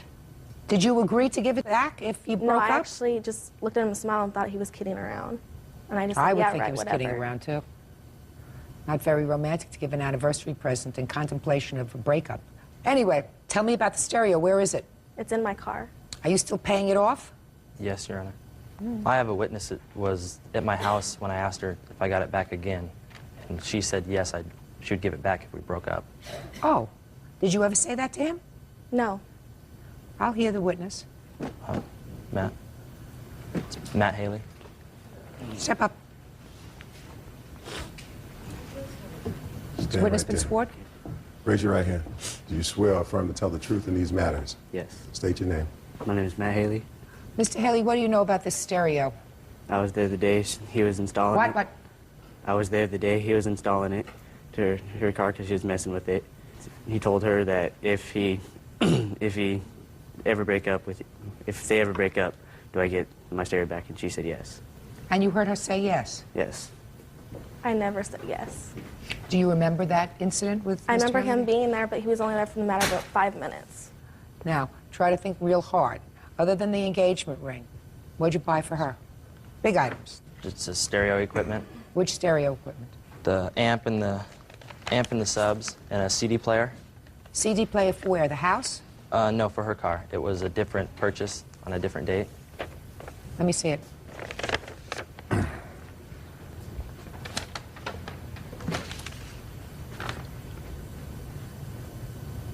And, Your Honor, when we did break up, he never asked for the engagement ring back, and I've seen him twice since our breakup. It was always the stereo equipment. Excuse me, Your Honor. Before she left my house, I asked for the ring. My mother was standing The right ring there. he's entitled to back. The ring is an engagement ring. All I was worried about that night is getting out of the house because he had my keys and would not let me leave. So you were prepared to give him back the ring? Right. He can have the ring back. I'm not. Oh, perfect. But I would like mine back and maybe the Christmas present that I bought him. No, no, this is not a Christmas present. It's not a Christmas present. It's an Merry engagement Christmas. gift. Well, it was an engagement / Christmas present. No, no, no, no, no. It was an engagement ring given to you on Christmas. The fact that somebody is sweet enough to pick a special day on which to give you an upgraded engagement ring doesn't make it a Christmas present. It's not a Christmas present. You're not entitled to the gifts that you made to him, nor are you entitled back the gifts that you made to her. According to this, you put this stuff in the car well over a year ago. Is that right? The CD player was over a year ago, but this stuff here was 7/26 of 2000. Let me see. So you don't want this back. Well, you'd like it, but you're not going to get it. Now, July of 2000, when did you break up? The 10th Of what? October. It was August because it was my August. birthday. So you broke up in August, not even a month later, Right. right? Well, then the smart, nice thing to do is to make sure that he doesn't get stuck with paying off things that you still have in your car, right? Your Honor, though, that was an anniversary gift, and it was installed the 24th of on our anniversary of July. And I have the statement, which from Pay the careful marriage. attention to me. Okay. If he wasn't paying this stuff off, which he is, I would say to you, look, it's a gift, forget about it. But he's paying off this stuff. I don't see why a young woman needs 2 woofers in her car. We have a woofer. The 18s were mine on the top. What? What is he talking about? On the bottom, I got a punch woofer. Yeah. Then a punch 360, Your Honor. Explain. Right here's Your Honor, dual 10-inch box. What? may I say something? At the top, I guess. Those right there. As far as the CD player goes that you have a receipt for that Dan wants back, Dan, that was in Misty's first car. Dan took that out and blew it up. Listen to me. He's not getting this back. It's This blown up. happened He did over a it. year ago.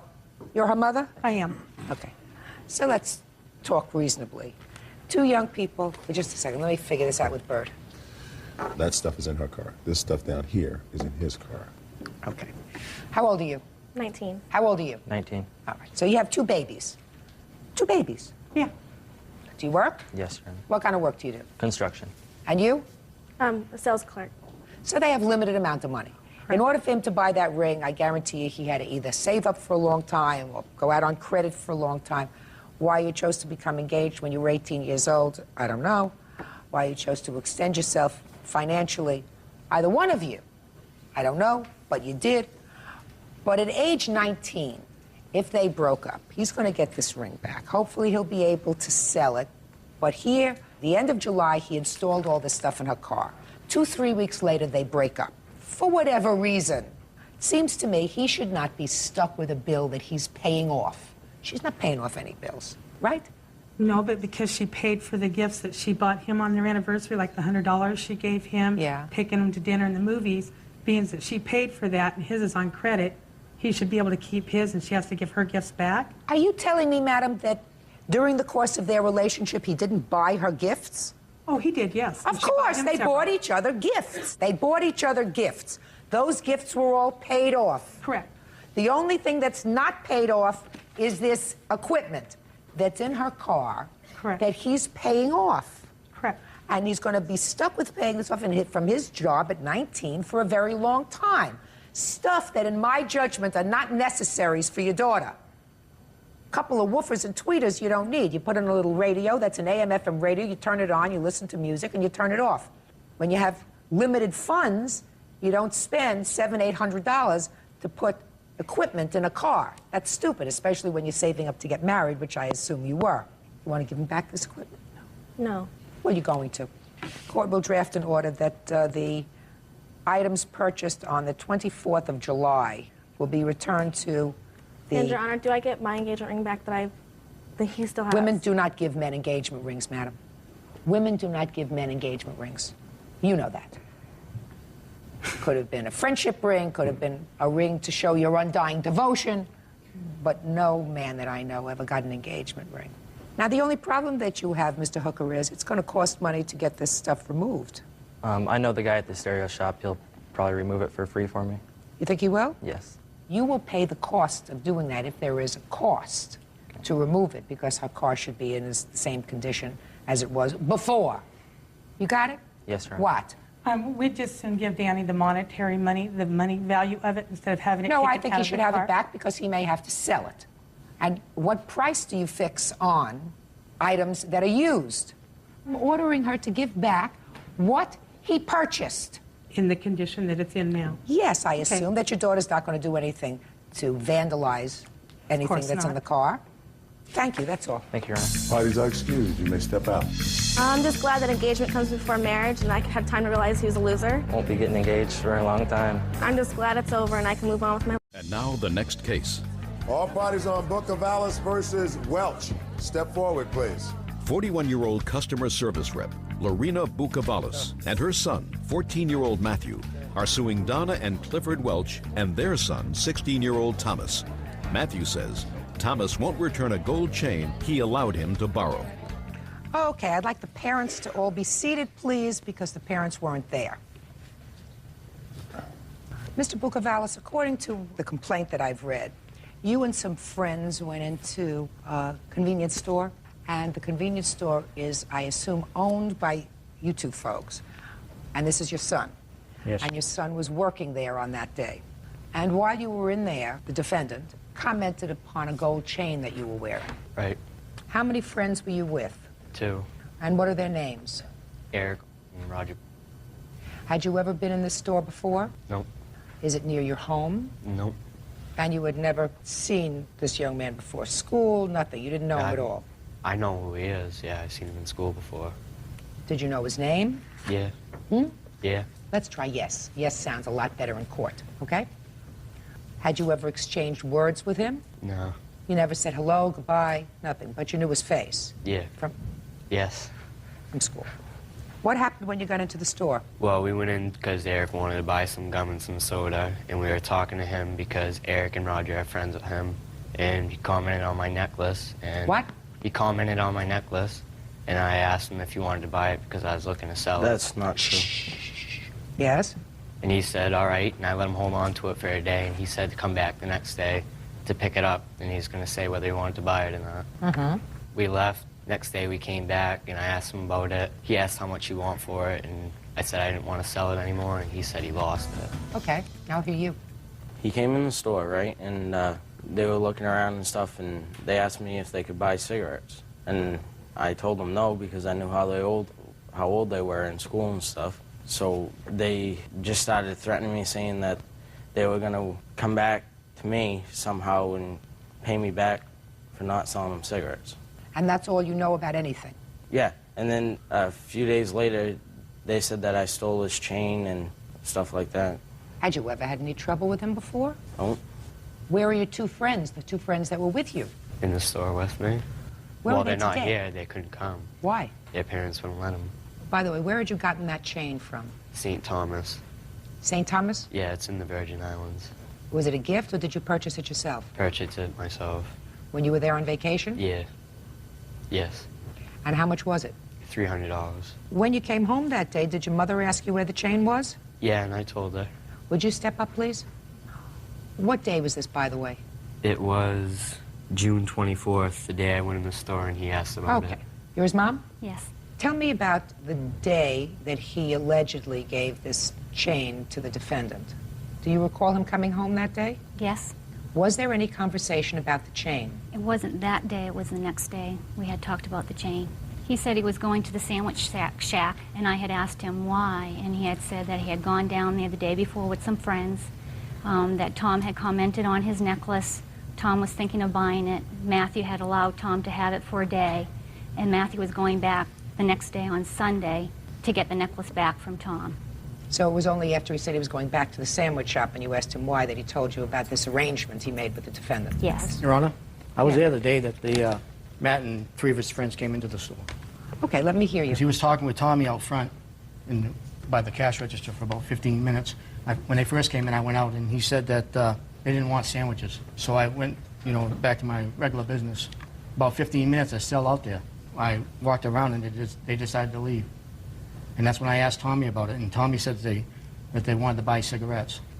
And he said he hadn't sold it to them. And I said, well, I was glad about that. How large is this store, sir? Not very big. It's, I don't know exactly, but... So it's not a very big store. So if there were any loud arguing... Like listen to me. If there were any loud arguing between these boys, you would have heard it, right? Right, I heard them talking, but I thought... You heard them talking, but there was no arguing. If one of them wanted to buy cigarettes, and if, as your son said, they were very angry and they threatened him that they were going to get even with him, you would have heard that kind of loud talking, right? Right. Okay. I can think of no reason and no explanation has been given to me to satisfactorily convince me that the plaintiff is making up this story. He confirmed to his mother the very next day, same story that he's telling me today. He said he was going back to the sandwich shop to pick up his chain. He was told by your son that he lost it. Is that right? Yeah. If you lose it, you have to pay for it. Judgment for the plaintiff in the amount requested, $300. That's all. Why is that excused? You may step out. Well, I know that Tom's sister... 8-year-old telecommunications technician Barry Shepard is suing his former friend, 50-year-old real estate investor Suzanne Shapiro, for property stolen from a garage and lost wages. Suzanne is countersuing for breach of contract and loss of rent. Order. All rise.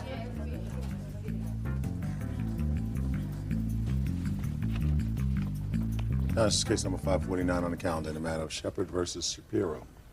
Parties have been sworn in, Judge. You may be seated. Mr. Shepard, you've known the defendant for approximately 10 years, Yes. according to the papers that I read. Where do you live? I live in Agoura Hills, California. In California. And you were living someplace else. Where were you living? Yes, in Wellesley, Massachusetts. According to your complaint, you wanted to come back to California. You contacted the defendant and agreed to rent a house that she had. Yes, we talked about that, and against my better judgment, I agreed to do it. I know how money between friends can cause problems, and... We didn't get there yet. Yes, okay, excuse me. You agreed to rent a house that she had. Yes. And the house already had a tenant in it, but she was going to serve that tenant with an eviction notice, and you were going to come down and rent that house. Yes. You did, in fact, travel from Massachusetts to California. The tenant didn't move out on the exact date the tenant was supposed to move out. You had your stuff delivered to California. And according to you, the defendant agreed to allow you to store your property in another rental property she had. And you did. You stored your stuff there. Yes. For a few days. About 13 days, to be exact. According to you, then you changed your mind about renting the property after she had already evicted the other tenant. Yes. You didn't want it for some reason. And when you went to get your stuff, you found some property missing. Exactly. Well, I called her on the phone when on the Not there 23rd. yet. Oh, excuse me? I have to finish my sentence because I'm very organized. Okay. Your lawsuit is about the value or the return of the property that was missing from the stored area where she allowed you to store your property. She is counterclaiming because she says that because of your precipitous actions, she lost a lot of money. She evicted another tenant, and you changed your mind at the last minute, and therefore she's out rent, right? Correct. Now, when you came to California, she told you you could store your stuff someplace. Where? At a house that they owned, because the people were supposed to be out on the 5th, and they weren't out until the 12th, and my stuff arrived on the 10th. I planned this out to work, and also... Just a minute, I didn't ask. That's what I said. The people didn't get out in time. Yes, You stored your stuff. so they offered that. Where did you put it? In the garage or in the house? In the garage, it was locked. Did you have the key to the garage? Yes, they gave me a key to the garage. And when you went back to the garage to take your property, Did you have to use your key to enter the garage? Well, they had changed the lock on the one side. There were two locks on the door. One side had a lock on it, and the other side, they didn't have the key for the lock, so you had to undo the screws on the hasp to open it up. And that's how her boyfriend had told me how to get in that door. So you didn't need the key to get in? No, you did not. So you knew when you put your stuff in that storage area that there was a way to get into that garage without a key? Well, there's always a way to break into any place. Yes, but yes. No, yes. you knew Yes. that when you put your stuff in that garage, somebody could get in there if they wanted to. Yes, that's always a possibility. But they assured me that it was a safe neighborhood. Okay, so what did you find when you went to retrieve your property? I rented a truck and I went over to the address and I was taking my stuff out and I said, they took some of my stuff. And I was looking and noticed that property was missing, and I have a list of the property that's missing. And later I sent her a letter of the property that was missing, and I found one other piece of equipment that was missing since I sent her the letter. Did she acknowledge that she had taken your property? She did in the beginning. When I called her on the phone, she called me a lot of dirty names, this foul language she used to me, and she said, well, you're not going to get any of your stuff until you pay us a month's rent because you owe us something. And then she wanted money for storage, and we never even discussed storage. So when you had this conversation with her, was that the conversation when you told her that you were not moving in? Yes. And you had not gone to get your property That's yet? correct. Is that right? That was a mistake on my part. Oh, just a second. So you hadn't gone to get your property That yet? is correct. And then she said to you, you're not going to get any of your property until you give me a month's rent. So she wasn't talking about the missing property. She was talking about all your property. Yes, exactly. I was lucky to get what I got. Maybe. How much after this conversation did you go out to the property? About 3 hours. Okay. When you got out there, is that when you found some property missing? Yes. Tell me about the condition of the door when you got out there. There was a new lock for the left side of the door, and everything, I didn't see anybody look like they broke in the door or anything. It looked pretty secure. Now, I want you to tell me how you know the defendant. She is the mother-in-law of a friend of mine that I've known for about 15 years. Person that you've been friendly with? Yes, we spent holidays together, and I'm the godfather to her grandchild, and you know, there's a lot of... The kind of person that you think... And I assumed that we had a good relationship, and since then I've heard that she said that she always knew that I was a jerk and whatnot. And well, you know, you really left her in a lurch. Well, she did want to get these people out of the house. I got my name in the electric for, you know, a couple of days, and I told them that I was canceling it. They sent me a bill for $900. I opened up the bill, it was $900. And I'm not talking about that. They didn't have to pay a bill that's somebody else's bill. But they were delinquent. The people in there, she wanted to get out of there anyway. She had told a friend that... Don't tell me what she told anybody else. But she had told me, too, that she had wanted the tenants out for a while, that they were delinquent on their rent, that they could not afford to pay the rent. But you might not have done it at that moment unless you said that you were going to rent it, right? That is correct, yes. Okay, so you understand why she was angry. Yes. Now, where did you go? Instead of moving into her house, where did you go? I'm staying with her son-in-law. And when did you make those arrangements? Well, I spoke to him before I came out here, and I said, I'll need to stay is it okay if I stay with you for a couple of days before I move in to this place? I arrived on the 5th of January, and I assumed it was just going to be till the 9th, early the next week I was going to move in. Oh, you're just talking about a couple of days. So you moved in with her son-in-law, and you found out that you liked it? I believe he kind of wanted me to stay there because I was doing some work for him as well. Are you paying rent there? No. So you're living someplace now rent-free? But I'm doing work there, so it's not. Nothing is free. But you're not paying any rent? That's correct. Mrs. Shapiro. Yes. I have a question for you. First question is, did you take any of his property to hold as collateral for him paying any rent? No, I did not. So you don't know about any missing property? No, I do not. Is there anyone else in your house that might have taken the property? I don't know. I am not aware of any. Who else lives in your home? I have 2 teenage daughters, a granddaughter, and my boyfriend. Tell me what property is missing, sir. I have a list right here. Well, give me the big items. Okay, a sampler, a banjo that was my recently deceased father's. It was probably 1940s banjo. It's worth a lot of money. Did you see that in your house, a banjo? I don't even know what I'm supposed to, have taken. I have no idea. Yes, she does. tell me Jazz she bass, does. a banjo, a sampler, a bass amp, an Ovation guitar that was my friend's that I was bringing out here to return. They took that, and she came over to the house and returned it because she's trying to get him mad at me saying that I stole it. Just a second. Did you have his guitar at any point? Yes. How did you get it? My boyfriend brought from the property an Ovation guitar that my daughter, who's married to my son-in-law, who is a celebrity musician, and they had reported it stolen on their last move because they could not find it. It had been missing for 3 years.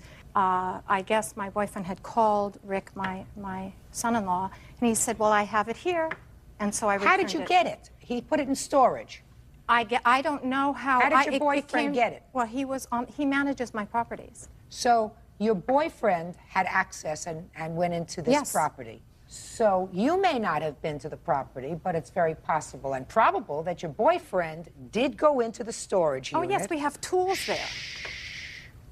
And take a guitar that he had put in there and brought it back to your house. Yes. Okay. And where is that guitar? It's with Rick James, my son-in-law. So you have it back. Yes, that's back. Was there any other property that your boyfriend brought home?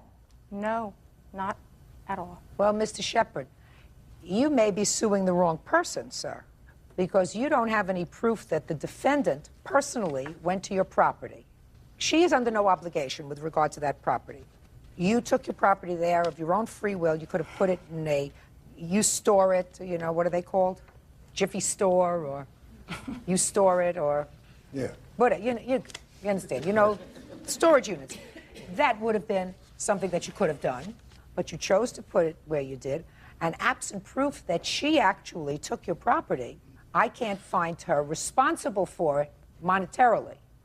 If the boyfriend took it, it's another story. But even if he did it under actions for her... How are you going to prove that? She told me that. She told you what? She told me that I wasn't going to get any of my stuff, and she was She told extorting you me. that, sir, at the moment that you called her and told her that you weren't moving in. And 3 hours later, you went to get your property, and some of it was gone. Yes. You cannot establish that anyone was acting as her agent in taking your property. What do I have to do to establish that he was working as an agent? Well, she's not going to admit it. I have a letter here. I had a witness, but she became ill this morning. I don't really care about material stuff, but there's a putter that was my father's, and my father passed away a year ago, a banjo. I could care less about material stuff, Oh, the glitters is not gold. Let me get this letter. What does he want to show me? This is a letter from I don't take letters. Okay. Excuse me. Letters are hearsay. Can't examine a letter. I can't ask questions of a letter. If the boyfriend, who you have evidence, went into your property and actually took a piece of property that was left there, you may have a case against him. But you're not going to be able to prove agency with regard to her. Agency says he was acting on her behalf. You may speculate with regard to that, but I don't think you're going to be able to prove it. Now, let's get to your counterclaim. All right. You lease property? I have a rental property, and I have one house for sale. Okay, so you have a rental property, and you know when you have a rental property, what you're supposed to do is you're supposed to get a lease signed. Correct. And that no obligation to pay rent is made until the lease is signed, until you have a Well, contract. I do have an application that he signed. I'm not talking about an application. Okay. I'm talking about a lease, which is a contract. Correct. You know that. You don't have a contract with him. No. So I do not have. I have a application to rent and a rental deposit. I did not take the deposit because he was in Massachusetts at the time. He was on his way out. He had 3 cable installation jobs waiting for him, he said, because otherwise I wouldn't have said, okay, I'll get these people out, because I did not Absolutely. want a house for sale and an empty rental. I at the same absolutely time. understand, Mr. Shapiro. I have it signed on December 22nd. We had discussed this over and over from probably around beginning or mid-November. And I said, this is a big house. He said, yes, I can't find anything on the internet for the same amount that will take a dog and a cat. And I said, okay, well, you know what? These people, I will serve them with a 30-day notice if you realize that that doesn't guarantee that they'll be out in 30 days. And that from that point, all I can do is evict them, and then that can go on for months. He was perfectly aware of that. So on December 4th, I have it here. I served them, my attorney served them actually, with a service for a 30-day notice. And it took them about 45 days to get out. Going out, because they had been served, they trashed my house. It cost about $4,000 to put the house back together. They broke tile, they burned a hole in the carpet. They, you know, they were upset. I also have the Starving Students, which is the company that he called. My daughter works there. She got him a discount to move out here to my address. I have the work order with my address in Alhambra on it. There's no question that you had an agreement with him. And then the I question also, is, Mr. Shapiro, did you have a binding contract? No, I did not have well, it if you signed. don't have a binding contract, which would be a lease signed by the two of you, well, I don't. Shh, I'm speaking. That contains all the terms and conditions of your lease. We discussed it on the phone, and unfortunately, he's a friend. My father said, never trust a friend. I should have known that. But he assured me the day that I had them served, he swore on his mother's life that he would take the property. Ms. Shapiro, you say you had a lawyer do some work for you? Well, I have yes, real estate attorney.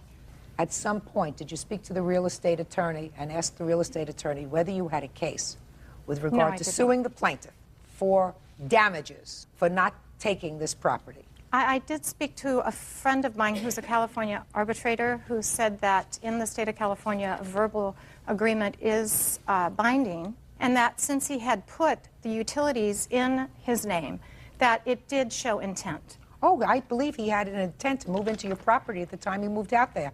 And the day... I believe that he had the intent to move in. The day before until he got until he got a better deal.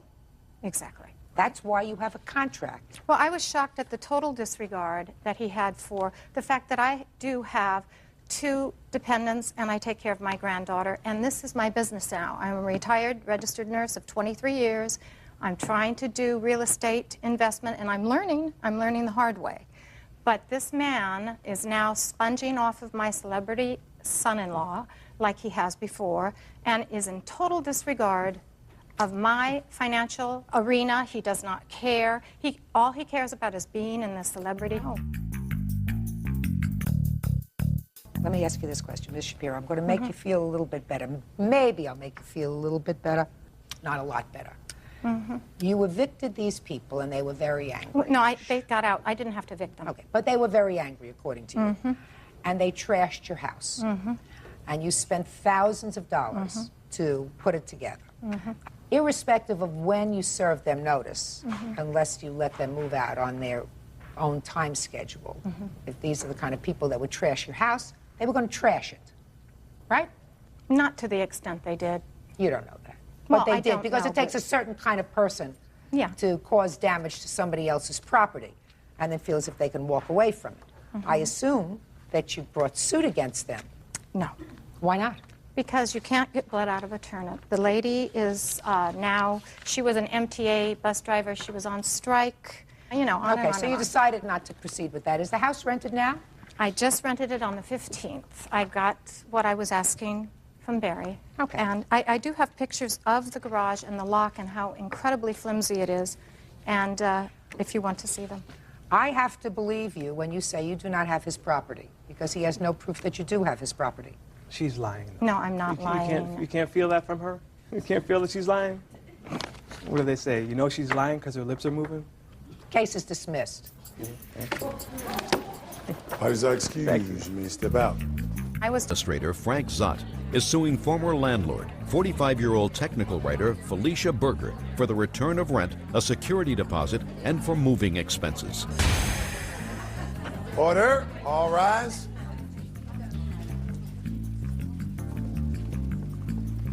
Yeah, this is case number 304 on the calendar in the matter of Zott versus Berger. Parties have been sworn in, Judge. You may be seated. Folks, have seats. Mr. Zott, according to what I read, sir, you rented a room from the defendant. Did you find this through an ad in the paper? I used the internet, and I found an ad, a number of ads, but But you ultimately rented a room from the defendant? Yes.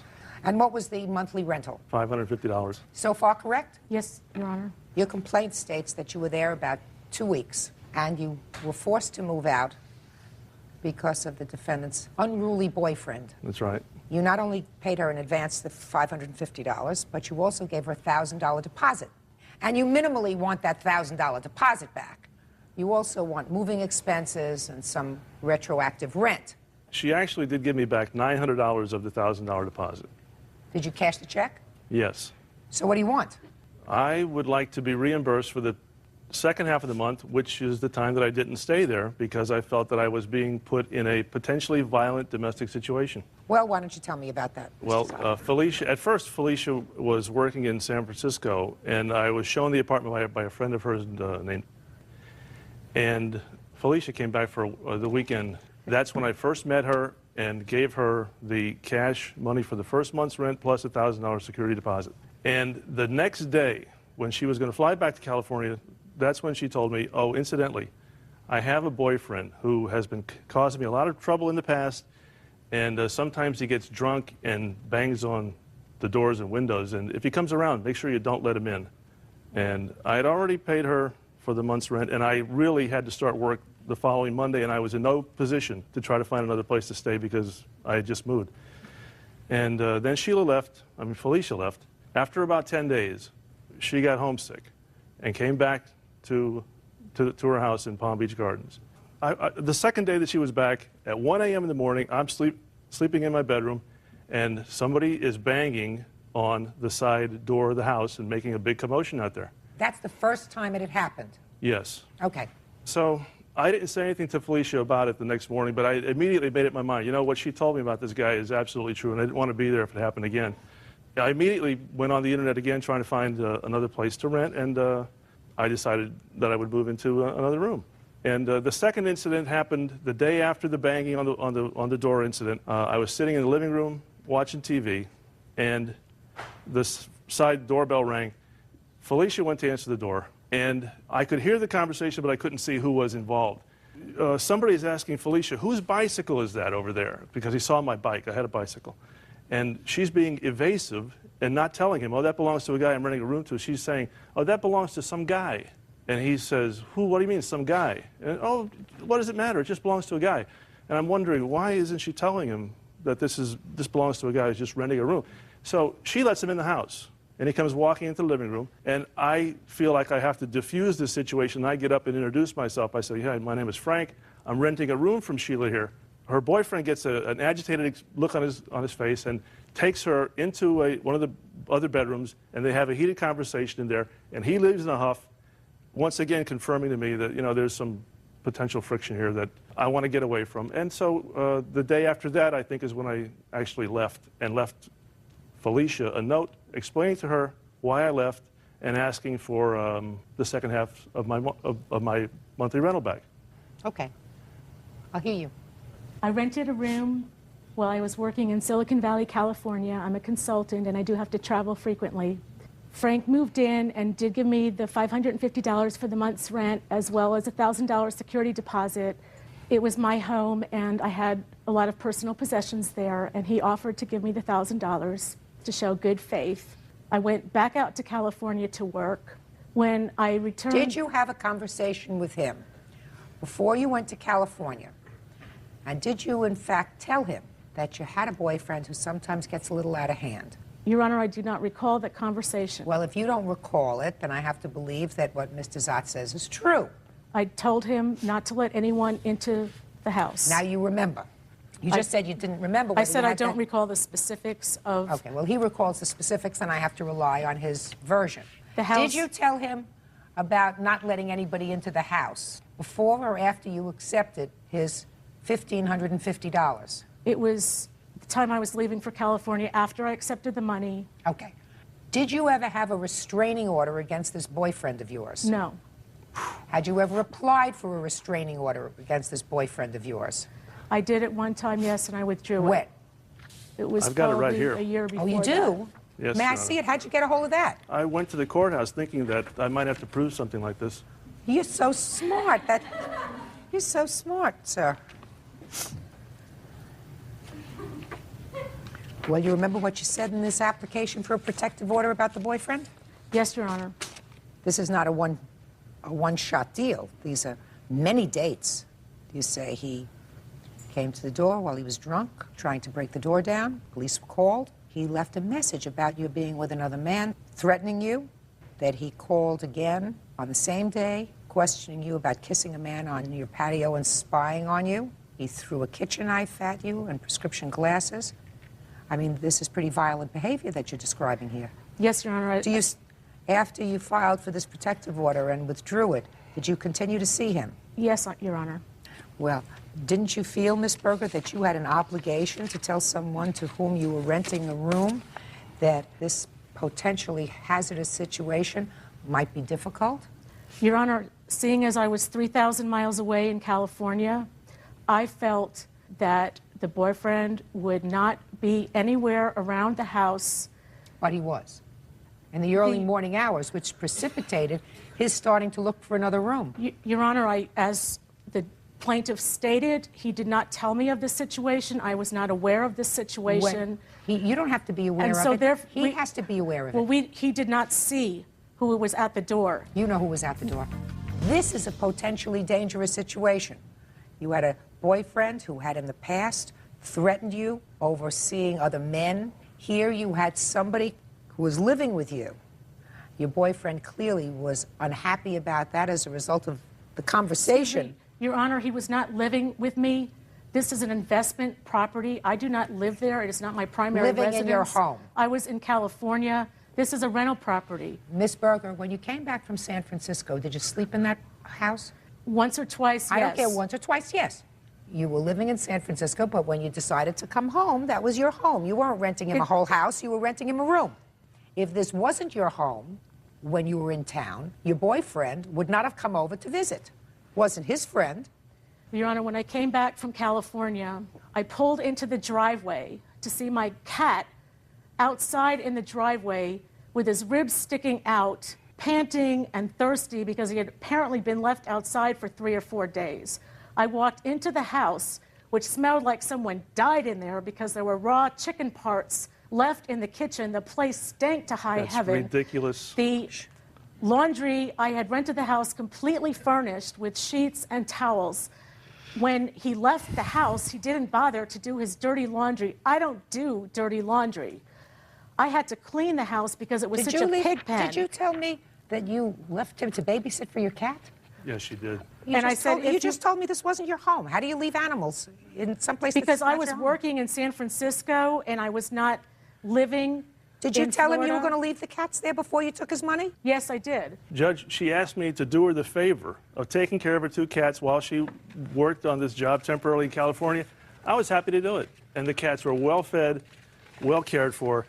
And while we're at it, before we go any further with this, I have a copy of an email that Felicia sent to me after I had left.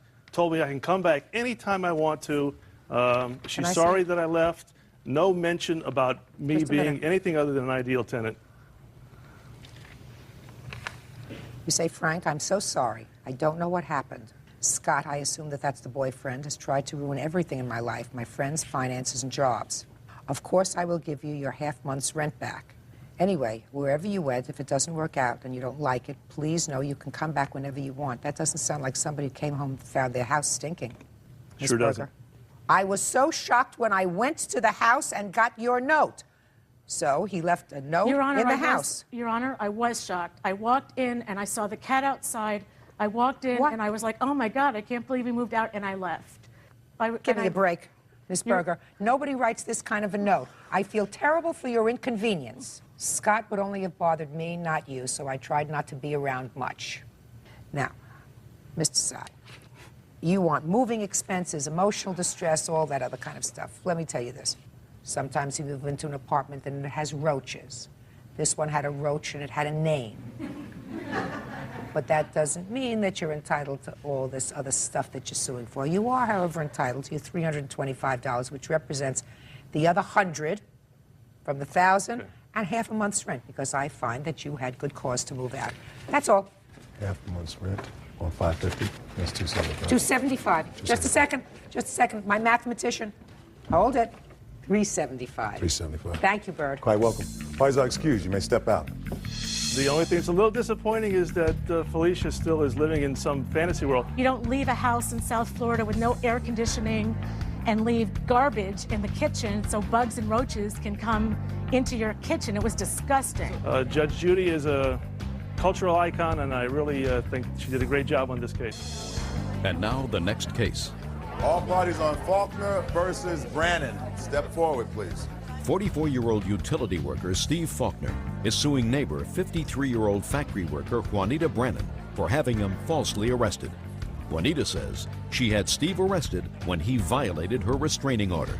Mr. Faulkner, you and the defendant are next-door neighbors, who I gather from your papers have had a rather acrimonious relationship.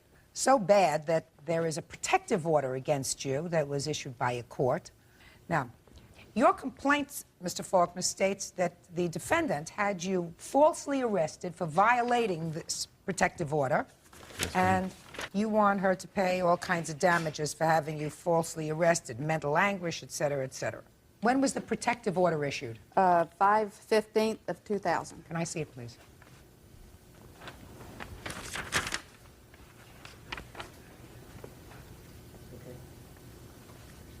What caused you to have him arrested, and when? On June 2nd of 2000, Your Honor, I had came home from work about 3:30 when Mr. Faulkner came. Shh, just a second.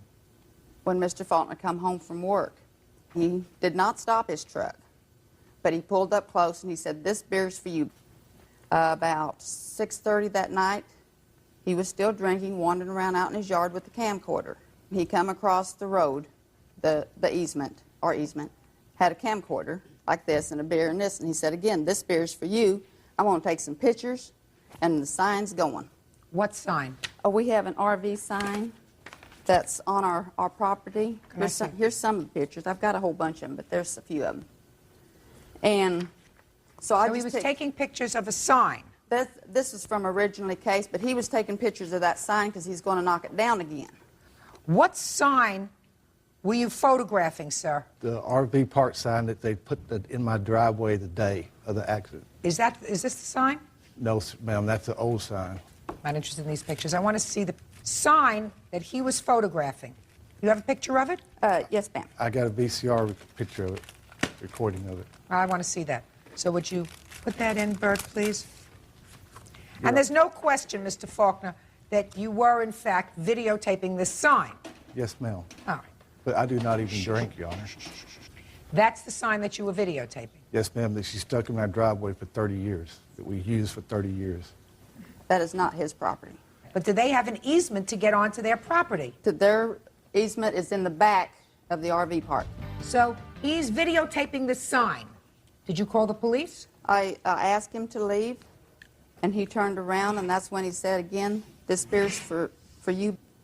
Where was he videotaping the sign from? He was on the other side in the RV park, about 15 foot from me, and I'm scared of him, Your Honor. He's tried to get me once with a truck, and I didn't know what he was going to do. Your Honor, I got an eyewitness where I was standing when I was filming the sign. I'll see your witness. Go ahead. Your Honor. Step up. Who are you? His neighbor. Close. His neighbor. Go ahead. I seen him videotaping. I was looking out the window, and I said, "Wow, when they put that sign back up?" And, who took the old sign down? It was knocked, no. Knocked down by whom? I just know it was down, and then they went ahead and put the new one up. Who knocked it down? I did, Your Honor. What'd you do that for? To get out of my driveway. What did you knock it down with? My pickup truck. That's another case. I'm still in process of that. Mm-hmm. Where was he when he was videotaping?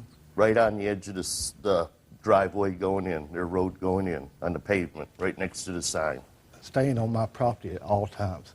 I did not step near her property or on her property or say a word to her, and I sure didn't have a beer in my hand. I've looked at these pictures, and it seems to me if you put up this sign in such a way that makes it very difficult for them to get into their property when you could just as easily move it over 5 feet. Pay attention to me. when you could just as easily move it over 5 feet or 10 feet, have the same sign, and make everybody happy? Why do you choose to put up a sign in an area that is going to cause conflict? Well, Your Honor, like I say, I don't know. You know or not? You know a lot. Right. Why would you create more conflict instead of moving the sign a little tiny bit over and everybody would be happy? Why do you choose not to do that? We can do that, Your Honor. And, right. And, well, why didn't you? Even though the property may be yours, maybe they have an easement, who knows? You have no answer. No, ma'am. Your Honor, she has Speak not. How long were you incarcerated? For 4.5 days. After 4.5 days, I never appeared in front of the judge, so they threw it all out. Okay. You have papers on that? I've got the police report and that. Do you have the dismissal order or whatever you got after this last arrest? Yes, ma'am, right here. Can I see it, please?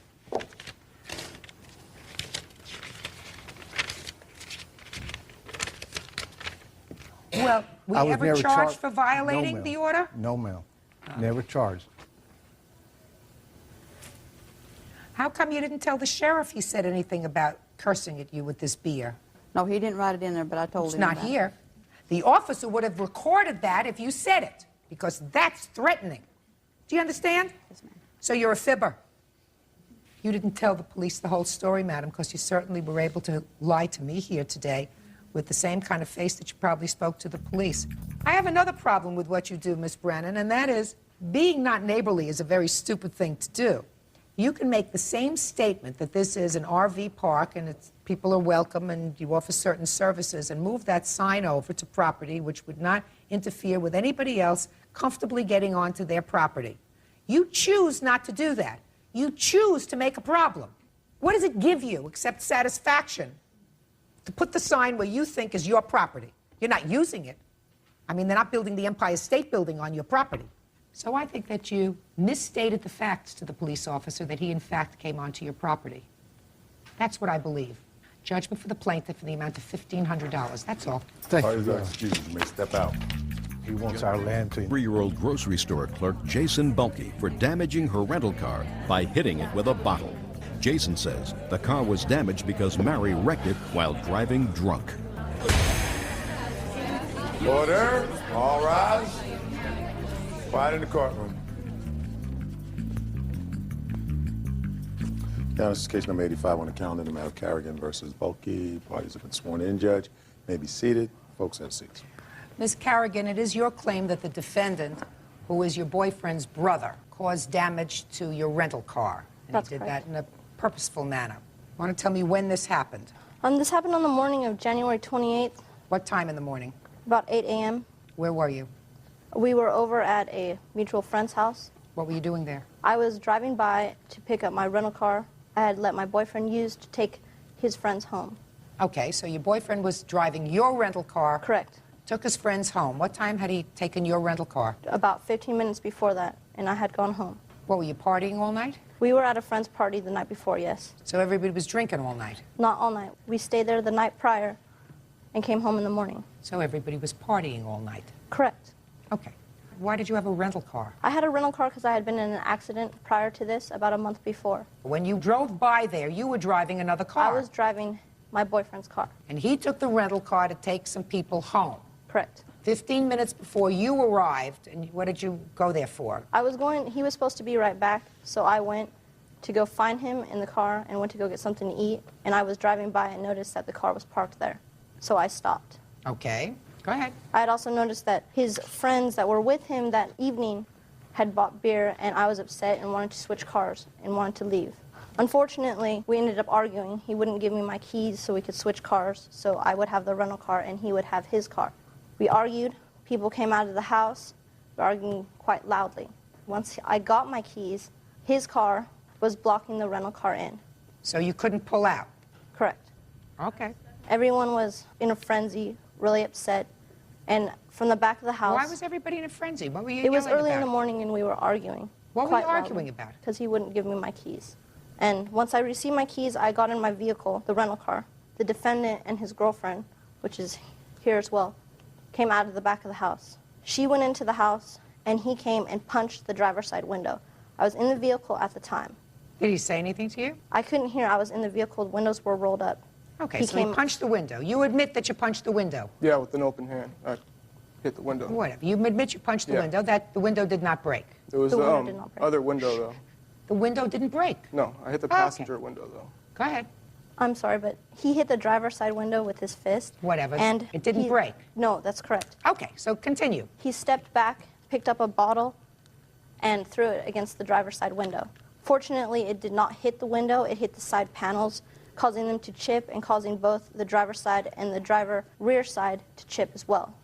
I have pictures. With one bottle, it caused damage on two sides? It was like a 40-ounce bottle. There's bottles all over that yard there. Well, let me see where you say this one bottle caused damage to the car. I have 3 pictures of the same. It's driver's side. It hit the panels in between the front seat and the back seat. Oh, I see. I also have a detailed invoice and an estimate on it as well. Sorry. And you saw him throw this bottle? Yes, I was in the driver's side, sitting in the car. Okay. Okay. Ready? Well, I was sleeping over at my friend's house, and my brother came to wake me up to drink. I guess they'd been partying all night. He wanted me to drink with him. It was about 7 in the morning or so, and I didn't want to get up. I was tired. I was woken up a few more times. A couple of my friends woke me up, people that lived there, telling me to get her out of there. She was in the driveway, roasting her tires and yelling and screaming. Woke up everybody, all the kids and everything. And after about 45 minutes, everybody bothering me to get her out of there, I finally got up and went out there and asked her to leave, and she flipped me off, and then I hit the window, and then she backed out and left. And I guess, from what I understand, before she got there, she had wrecked the rental car because she was driving drunk, and then she walked home and got the other car, and my brother had came over in the rental car because she left after she wrecked it. That was pretty much it, and then she left. And this guy was there with them when they were drinking and partying all night. I believe they were drinking and partying all night. And he offered to give her a ride home in her car because she was very drunk, and she pulled a knife on him, so he left. That's pretty much it. So, either one of you two people outside at the time that the defendant... She was out. Shh, I'm not finished. That the defendant hit or punched the car window. Yes. Step up. Go ahead. When I was there, I went inside after when he went out to try. Look at me. Don't look over there. To try and get her to leave, and I heard yelling outside, so I went outside again, and that's when I seen him go up to the car and I guess ask her to leave, and then I seen him hit the right side passenger front seat window with his palm. And then what did you see? And then I seen her exit. Exit where? She left. What time had all the people arrived from the party at your house? Well, it was a friend's house, maybe around 6:45, I think it was, because I was supposed to get up and leave at 8, and I remember everybody just coming in. It was real chaotic. I'm talking about before she got there. It was when, probably, yeah, about 6:45, 7. And who brought the beer? I'm not aware who brought the beer. I do know that his brother came in and asked if he wanted to drink, but I'm not sure who brought the beer. How much beer do they bring? We didn't even see the beer. I didn't ask you what you saw. Sorry. Yeah, that is correct. I did not see any beer. They just asked if he wanted to go drink, and he declined. His brother left. So you didn't see any beer? No beer around? No, I did not see. When they were waking me up, they had beer. I didn't see how much beer there was. They had beer in their hands. Yeah. But other than that, I did not see a 12-pack or anything like that. Yeah, I did not see any other beer. Did you see any beer bottles? I think there was 1 or 2 in the recycling bin that had been there, but I mean, nothing, there wasn't bottles strewn all over the driveway or anything like that. Is his brother still your boyfriend? Yes, he is. This has caused a lot of problems between us and family issues as well because we both live with his father. Where's your boyfriend today? He's in the audience. Was he present when his brother threw the bottle? Yes, he was. What's his name? Seth Bulkey. Seth Bulkey. Step up. Real cases, real people. Judge Judy. Mary Carrigan says her boyfriend's brother, Jason Bulkey, damaged her rent-a-car in a fit of rage. Jason says Mary damaged it herself when she was driving drunk. Would you state your name? Seth Bulkey. Would you swear him, please? Raise your right hand. Do you swear or affirm to tell the truth in these matters? Yes. Take your hands out of your pockets, please. Were you present on the 28th of January of this year when this incident occurred? Mm-hmm. You have to answer yes or yes. no. Did you see your brother throw a bottle at the car? Yes, he did. Where did he get the bottle from? on the ground, or he brought it out, I don't know.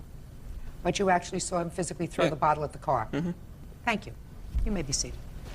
I have estimate here for $500, which is the $500 deductible judgment for the plaintiff. That's all, $500. Orders are excused. You may step out. Her acting crazy happens all the time. I try and stay away from her. I just didn't want to become another one of his victims. Don't drink and drive. And now the next case. All parties in the matter of Kamna versus Seaman. Step forward, please. 20-year-old general contractor Jason Kamna is suing former friend, 21-year-old cook Nicholas Seaman. Jason claims Nicholas took his car without permission and was arrested for driving under the influence. Mr. Kamna, you and the defendant were friends, according to your complaint. One evening, he came to your house with his girlfriend. You say he got quite drunk. His girlfriend left. You let him sleep on the couch. You woke up the next morning, found him gone with your car. You got a call sometime later from him indicating he had been pulled over, was charged with driving while under the influence of alcohol, spent the night in jail. Car got a little trashed. Your car was now in the impound. You want from him the money that was spent to get the car out of impound, to clean up from where he threw up all over the car, to fix the damage that he caused when he crashed into something, etc. You want all the money that you spent as a result of him taking the car. The defendant says that he had permission to take your car. And as a matter of fact, you asked him to take your car. Is that right? Yes, it is. Because you were hungry at 2 o'clock in the morning. He took your car, and it's all your fault because the car did not have updated tags. So the car was pulled over. As a result of that, he was arrested because in addition to your car not having tags, you also caused him to be intoxicated. You caused him to throw up in front of the officer all over your car. You did that too, right? Correct. And therefore, it is not his fault, and he shouldn't have to pay anything. Right, I should burden the expense. That's his position. Convince me. Okay, Your Honor. I figure for the last 3 to 4 months... Let's start with, I got to his house with my girlfriend. All right, well, I got to his house probably around 10:30, and I probably had, over the whole night, probably about 6 beers. After the 5th one, who remembers? Yes, go ahead. I still knew perfectly clear what I was doing. I went to Taco Bell because he asked me to go to Taco Bell. We were kind of hungry. After you have a few beers, you do get kind of hungry. Just a second. Your girlfriend left. She had already left. She left about 11:30. Is this your girlfriend? Yes, it is. Marina. Perfect. Step up here for a second. How old are you? 18. Was it your intention to spend your evening with your boyfriend? Yes. Did you leave him at Mr. Kamma's house because he had gotten a little intoxicated? No, Your Honor, I did not. Why did you leave him at the house? It was getting late, and I wanted to go home. It was about 11:30, 12 o'clock when I left. Right. Nicholas had not been drinking yet. Jason, by the time we had got there at 10:30. Just a second. If you wanted to go home, why didn't your boyfriend drive you home at midnight?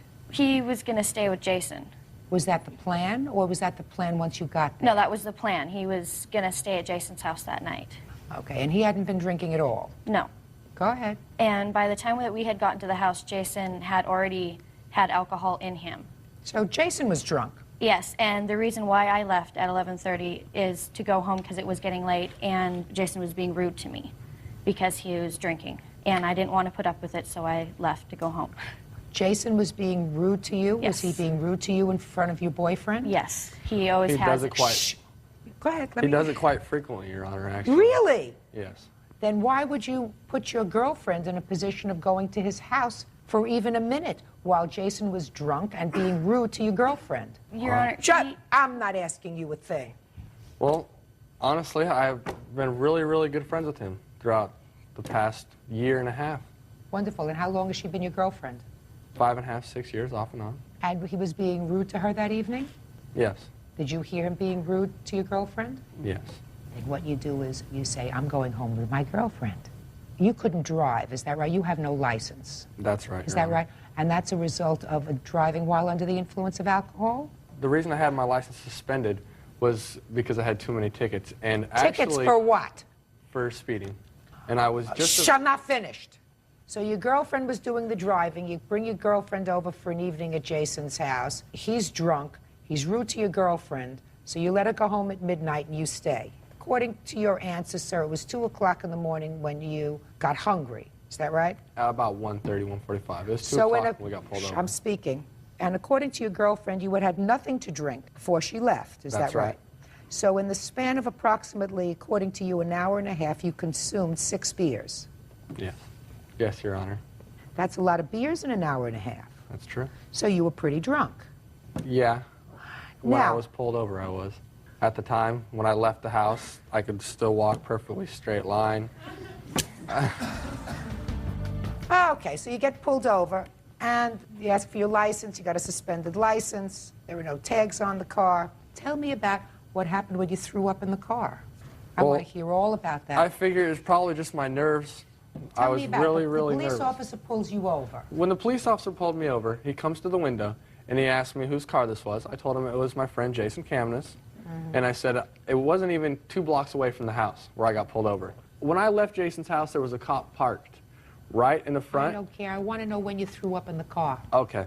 After he came, he took down all my information and went back to his car. He was going to write out a ticket. He had a ticket in his hand for driving while suspended, and the uninsured, which I have right here, I don't need with it. no tags. I don't need it. And when he comes back is when I really started getting nervous, and I did get sick. In the car. In the car. That's So when he placed you under arrest. That is when he placed me under arrest. I asked him to Perfect. place You me have under arrest. all the estimates? With me, I have the Well, I only towing. want to know what's with you, sir. That's your Yes, proof. I've had an estimate given. What was the damage on the car? The damage occurred to the driver's side front and on my parents' house where the car was parked. When you back down the driveway, you need to back down at an angle, kind of, and if you crank the wheel too hard, the front end will hit the garage. And it hit the garage and took a chunk out of the 2x6 that surrounds the garage and put a nice little dent in the front. Your Honor, Yes. I remember this whole night clearly.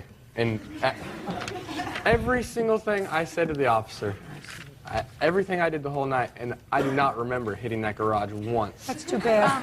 I don't know where this came from. That's too bad.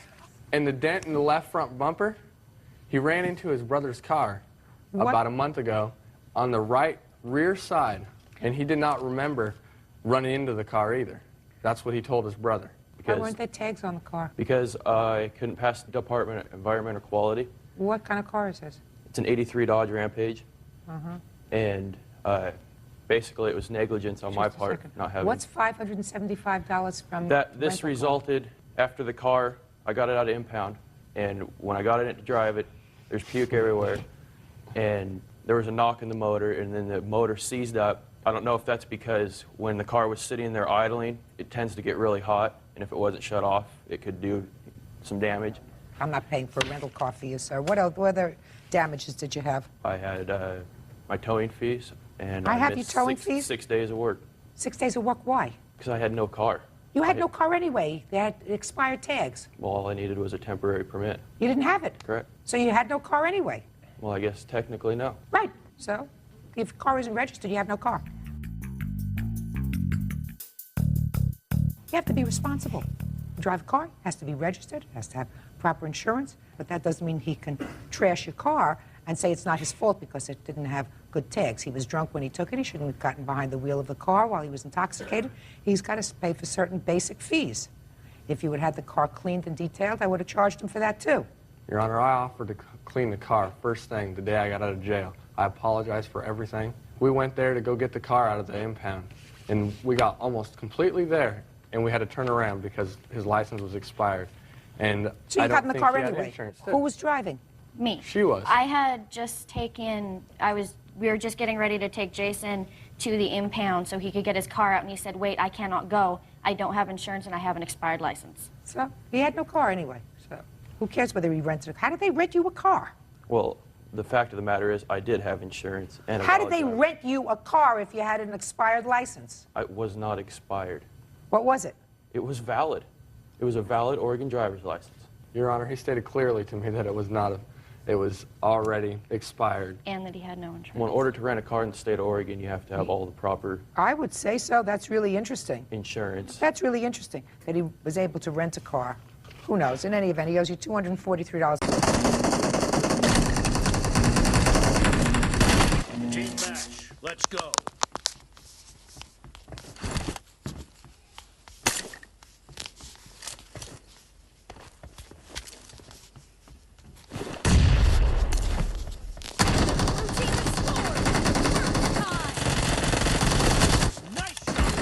me!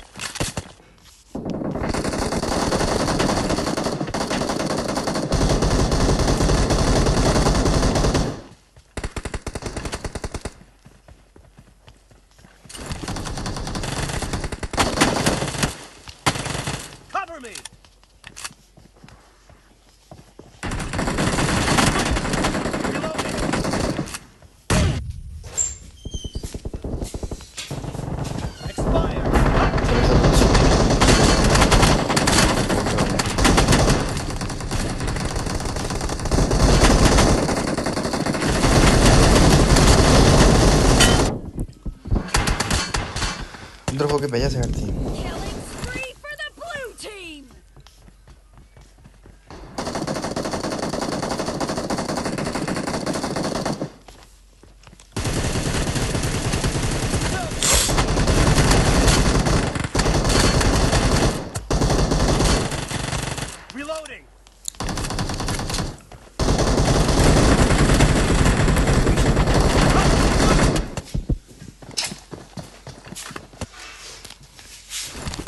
Mission दे यार छड़ के नहीं फिर ground छड़ के नहीं ground Doesn't have a lot of time left. Great. You're about to win.